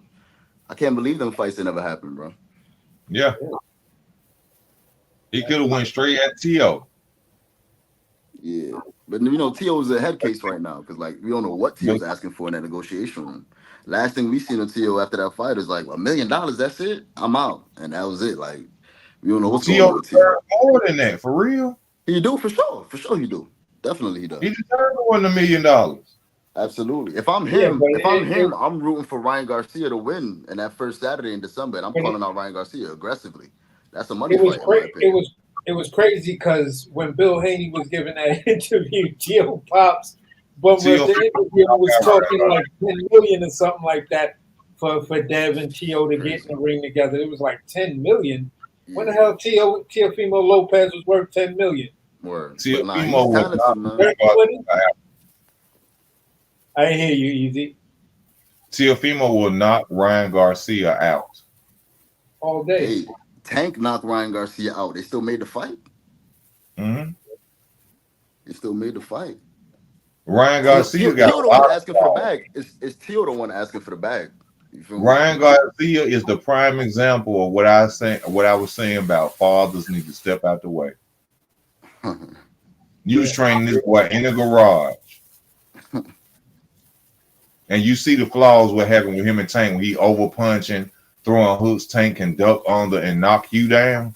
Yeah. Ryan Garcia has no balance, no head movement. Ryan Garcia has a lot of flaws. Too many flaws. That Derrick James can't help with. That's the only and that thing. Was a person, you got and I was a person. Power. I was a person that thought he could beat Tank. So was I. I ain't gonna lie. I thought he could beat Tank until he got in the ring with Tank. The power, the size, he got all that. He got all that. Yeah. I won't believe. You know what? I won't believe in a trainer that trains Ryan Garcia until I see ropes on Ryan Garcia's feet. When I see a trainer. Yeah. That old school train that put them ropes on their feet, that show them their balance, and when I see that, I'm saying that's Ryan Garcia train. Right. Derrick James ain't finna teach that boy nothing. I mean, Derrick ain't gonna do no worse than Joe Goosen. See, the problem, just like I called one of the issues that I'd never seen Errol Spence do, two things I never seen him do, and I haven't seen any Derrick James fighters do when you look at them training. Number one is chase the bag, chase the heavy bag when they hit in the heavy bag. Number two is do a lot of reactive work, like hitting the double bungee cord bag and then keeping your head off the line and pop, pop, pop, pop, pop, pop. You feel what I'm saying? And I don't see it like you see when you look at Terrence Crawford or anyone in B&B, when you just look at the videos of just all the young fighters that are in B&B, you know, they all are chasing the bag. Once they hit the heavy bag, they right up on it. Boom, boom. And that causes you to, number one, get your head off the line. And number two, instead of, you waiting for the bag to come back and then reset, you're resetting in motion. So by the time the bag is there, you can reset to another power shot, and you've seen that result in that the way Bud Crawford finished off Jeff Horn, because one of these guys had a video of Terrence Crawford chasing a bag, and on the opposite side he had a split screen of how he finished off Jeff Horn, and it was like, wow, his footwork, the punches he threw were like right there. And I don't even know if he got them doing the 1-6, that little box, all of those combinations from the 1 to the 6.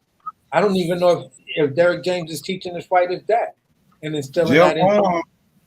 Put on a better performance against Terrence than Errol Spence. Yeah. Gamboa arguably put up. Yeah, he hurt. Didn't Gamboa hurt Terrence? Yeah, he rocked. Yeah, so he put up a better put on a better performance than Errol Spence. Sean Porter put on a better performance. That's about to fight Big Charlo. Put up a decent, and he had one leg. He got finished. He got finished. I don't remember what round Jose got finished in, but he had one leg and he was fighting that man. Granted, so the question is, weight classes, but the question is, how good is Errol Spence really? You know what? This is what I was saying too. I was having a debate with my boy about this too. And he was saying, I'm bugging for this. He's like, he started seeing changes from the Mikey Garcia fight onwards. But I was telling him, from the Kell Brick fight all the way up until the Terrence fight, I don't really think I might have seen him do one thing a little bit more, but I haven't seen any new wrinkles in Earl's game from the Kell Brook fight all the way up to the Terrence fight. The difference The with the Terrence fight same, is the he same, threw way more punches than I've ever seen Earl throw in the Terrence fight. That's the only difference. the Other same than that, exact. I see the same guy with just with different things. Like he might switch up a little something depending on the guy he's fighting, but I haven't seen too much wrinkles in the game, so I don't know how much of that is Earl because he started at what 15, or if that's Can't DJ and fight now going maybe back. yeah that too. He can't fight going backwards. No head movement. Right. I honestly, like I said, once I started to notice on all of Errol Spence workout videos when they show him hitting a heavy bag, he throws the same combination. He Yeah. always wait for the heavy bag to come back to him, and then he throws another. Then he throws the same combination, but in a different order. And I was just like, listen, this guy is just developing more flaws. And they was like, Mr. Fundamental. I said, yeah, but this is the reason why a kid who studies fundamental math can never pass a algebra test, can't pass a geometry test, because the fundamentals are only uh, but so much. You feel what I'm saying? Like you need tricks in the bag. You need Yeah. more letters in the alphabet when it comes down to boxing. You could be a fundamental basketball player and go all the way up to the championship, aka Tim Duncan. But after that, what's else there for you? In boxing, the fundamentals are only going to take you but so far, and then your career has to be geared around people who only complement that fundamental style of yours. That's Because for if, sure. That's what if we see with Navarrete right now. Navarrete lucky that Conceição ain't got that much power like that at 130, else he would have been asleep. You I was understand? so Because pissed off at Conceição because Conceição could have won that fight if he'd have been composed better. yeah, That he needs some new trainers. If he I would give have stayed Conceição, I give him credit. You can see his Olympic pedigree shining though, man, because he got yeah, dropped and he was under pressure. And I think, yeah, he could have been more composed, but I feel like he was still composed and still managed to make his offense effective, even as the in the fight was early going rounds, on. Yeah, in the earlier rounds, yes. But if he would have been Conceição's strategic, problem, been to me, sharp, he would Conceição's have beat problem in him. that fight, he did exactly what Easy was talking about. You stood in front of the man and tried to beat him at his game plan. You feel what I'm saying? You cannot stand in front of a power puncher that doesn't mind eating a couple of punches to get off his hard ass punch. That Thank is a fucking stupid, you know, Don't. a game plan going in there yeah. against Navarrete. It's like, listen, did you not hear who this guy is? Did you not do any study on him? Do you Yeah. not know his name? Did you like what part of Navarrete didn't you know to make you say, you know what, I'm gonna stay right in the pocket and try to fight this guy for 12 rounds. A superb, disciplined boxer will beat Navarrete. Oh, you'll All knock day. Navarrete the fuck out. Sorry, excuse me. That's my last curse, Easy. Oh, you He will good? You knock got Navarrete out. They'll beat him. But All, when all you day. go out there and Yeah, you like Navarrete, it's either Navarrete got the luckiest defense of any fight I've ever seen, or he just got the man, best what? chin. Because I don't know how the hell he don't be leaving marked up out that ring, bro. Navarrete leave every fight fresh He face, bro.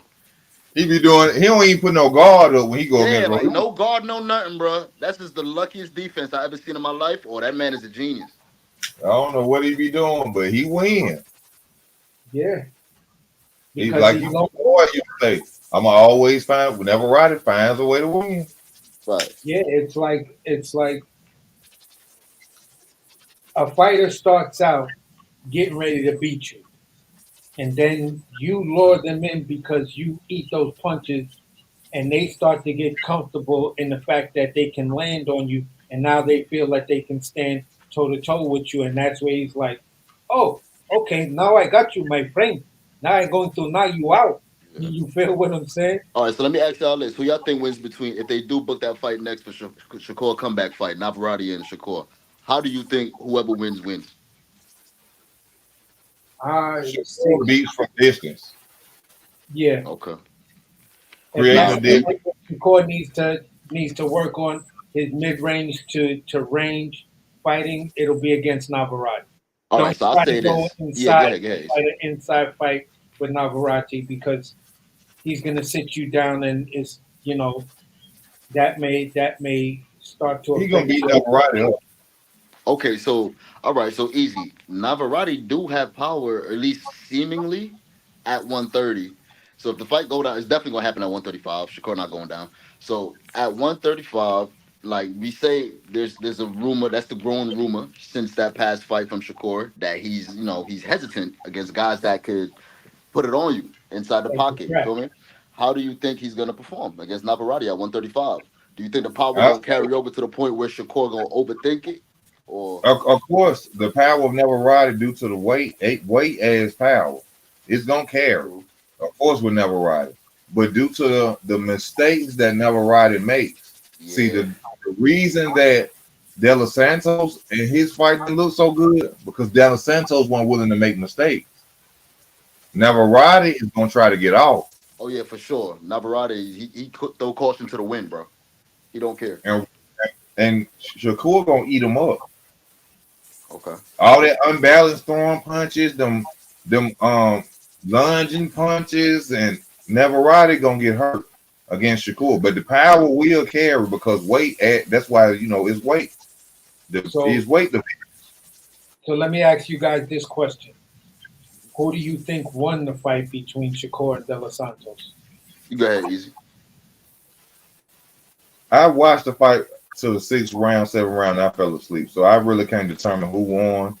Um, I honestly did. It was a dud for me. I was very pissed off, and I bought the subscription to ESPN Plus on my phone, so I was very mad.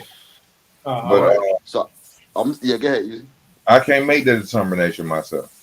All right, so AC, I'm gonna say this. First of all, guys, like it's worse than we thought in terms of like blowing the moment. Yeah, he won the fight. Yeah, he got a brand new belt. Yeah, he's still undefeated. But you guys know that they were doing the pre races or like the pre qualifying or like the practice races on the racetrack in Vegas that same night, Mm. and they had to cut that shit earlier. They had to cut it like around 4 or 5 in Shakur's fight. They had to cancel it because one of the cars like blew up on the track or something. They canceled it. So everybody that was watching that shit then tuned into boxing allegedly to see Mhm. Shakur. So that's even more eyes watching, and they seen the stinker. So I'm just saying that. But what I was saying earlier to Easy AC is that I think if okay, so I think Shakur edged it out, and this is why. It's because he kept the stick out there, bro. It's the most fundamental punch in all of fighting. It's probably Yeah, the number one strike in all of fighting. People be forgetting it. Shakur didn't forget it that night, right? At least he didn't forget it as much as Edwin did. I say if Edwin would have keep that jab out there, because he never jabbed. Like everyone's saying Shakur never threw that left hand. I don't think I seen Edwin jab, bro. Like he was just looking for different like short little corner hooks on the inside whenever they barely got close to each other.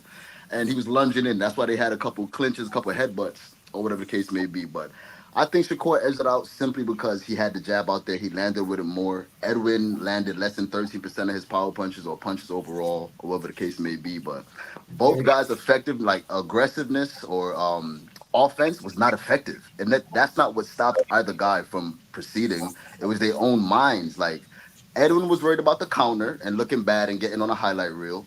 And of course, Shakur was worried about Edwin and the power and athleticism and the speed. But no guy true. was doing nothing to keep the other guy off him. They were just stuck in each other's head. You know what I mean? But Okay. Shakur landed with the jab Yeah, more. So I have to give I, it to I'm Shakur. gonna I'm gonna say this. Hmm. If you can, if you have a free hour or whatever, uh, download how to score a boxing match, and Okay. you'll get that PDF. When you look at how the fight is scored, You talking about aggressiveness from De Los Santos? Yeah, he pushed it yes, for sure. that's what one. If you look at it from that perspective, Okay, yeah, I he agree. won. Edwin was for sure the more aggressive fighter. Shakur Stevenson lost that, probably won 3 rounds out of the entire fight. The rest of the fight, that was all De Los Santos, Okay. and De Los Santos should have gotten that fight. The Okay. excessive holding that Shakur was doing every time De Los Santos got to him, that goes into ring general shit and hold and that those should have been fouls and points taken off. Now Okay, I so AC, tell me how his aggressiveness was effective. Tell me in what way. in the fact of when you talk about ring generalship, Mm-hmm. in the scoring it talks about um, being aggressive. You feel what But I'm saying? And pressing the you have to action. be aggressive and You land. have to Yeah, land. you got to do something, bro. You Edwin have to wasn't even be. throwing the You're stick out there, walking bro. forward. You're walking forward, and you're being aggressive. You're cutting off the ring and stuff like that. You're not getting hit because Shakur wasn't throwing, but True. De Los Santos was throwing punches. You feel But what then I'm they saying? effective aggressiveness. Right. Yeah, and that, Effective. And that means uh-huh. you Mm-hmm. do have to. That means you do have to land. So when neither fighter in the rules it says when neither fighter is generally landing, then you have to go to the most significant punch. And through each one of those rounds, the more significant punch was thrown by De Los Santos. I mean, when you look at it, But did the significant I gotta punch watch that land? fight again. Yeah. when you Did, look at it, the Shakur was landing the jab, and that was pretty much the only punch he was landing. True. I agree for sure. did the Look at De significant Los punch? Santos. When you look at De Los Santos, you seen De Los Santos was landing to the body, and he definitely caught Okay. Shakur two Yeah. solid times.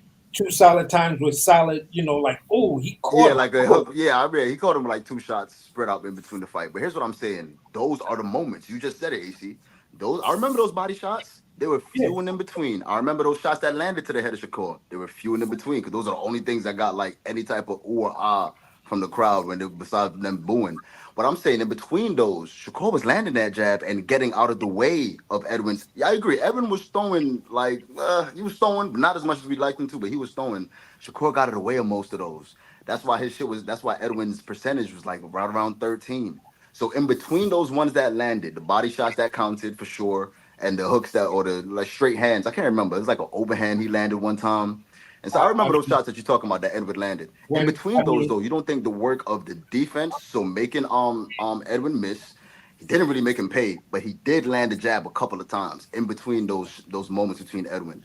That doesn't count for anything, or is just the I fact mean, that Edwin he is threw pushing what forward and between the landing whole moves. between the whole entire fight, he landed something like 30, maybe 40 Yeah, jabs. 40 points or something like that. Yeah. Like, I mean, where I I had to Edwin didn't question that land 40 because I power was punches like, or 40 significant shots. wait a minute, wait a minute. Out of the so-called significant shots that he landed, 30 something, 33 of them or 38 of them were jabs. So I'm like, how the hell did this dude win this fight? What the hell did I just watch here? I know it was a snooze fest, but God, what did I miss? What did I Hmm? miss? Because I saw one fighter pressing the action, getting True. getting uh getting off the cleaner shots. You feel what I'm saying? And getting his own jab off, but the concubines, I was like, are they counting every other one of the De Los Santos punches? I just didn't. Hey, I was just like, I don't know. This is looking real, real shady to me right Edwin didn't do himself any favors. One thing I don't like, I'm hearing a lot of content creators, a lot of fans saying, is that Edwin should have sold out. I hear some of them saying that Edwin was a challenger, so he should have went for broke. And I'm like, what type of illiterate? They're both a challenger for the vacant belt. Like they both should have did what they had to do. Thank you, And Phil.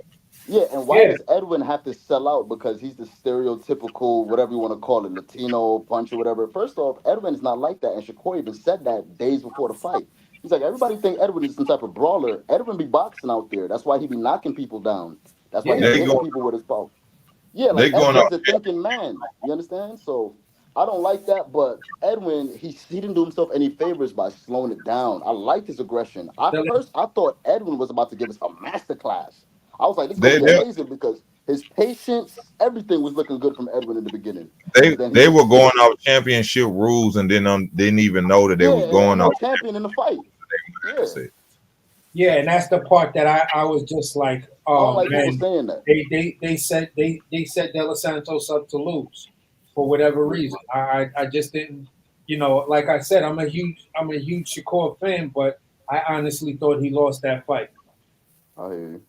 You know what I'm saying? I was just like, nah, this Hey dude lost. y'all, I'm sorry to cut you off. I have no harm. I didn't mean Yeah, that. But I've been on 2 hours and 30 minutes, and y'all, it's yeah, time for yeah, me yeah. to get it off. Yeah, I truly appreciate you guys, AC, Sleepy Joe. I That's appreciate me, y'all. Sleepless JR. You know that's me, bro. Yes, sir. Y'all always welcome back. Please come on the channel next time you see me coming on. I'm back on StreamYard. So I truly appreciate y'all coming back on the channel. And I thank y'all for y'all time. And we're gonna do this again. This your boy Easy Work Boxer, man. I gotta sign out. yeah. Good Yes, sir, talking to bro. you, Easy. And Yes, good Salute to the sir. talking panel, to man. you. Thank y'all Salute to the very panel, much. guys. Talking this boxing. I love talking boxing easy. One of my favorite content creators. Have a good night, man. Y'all too.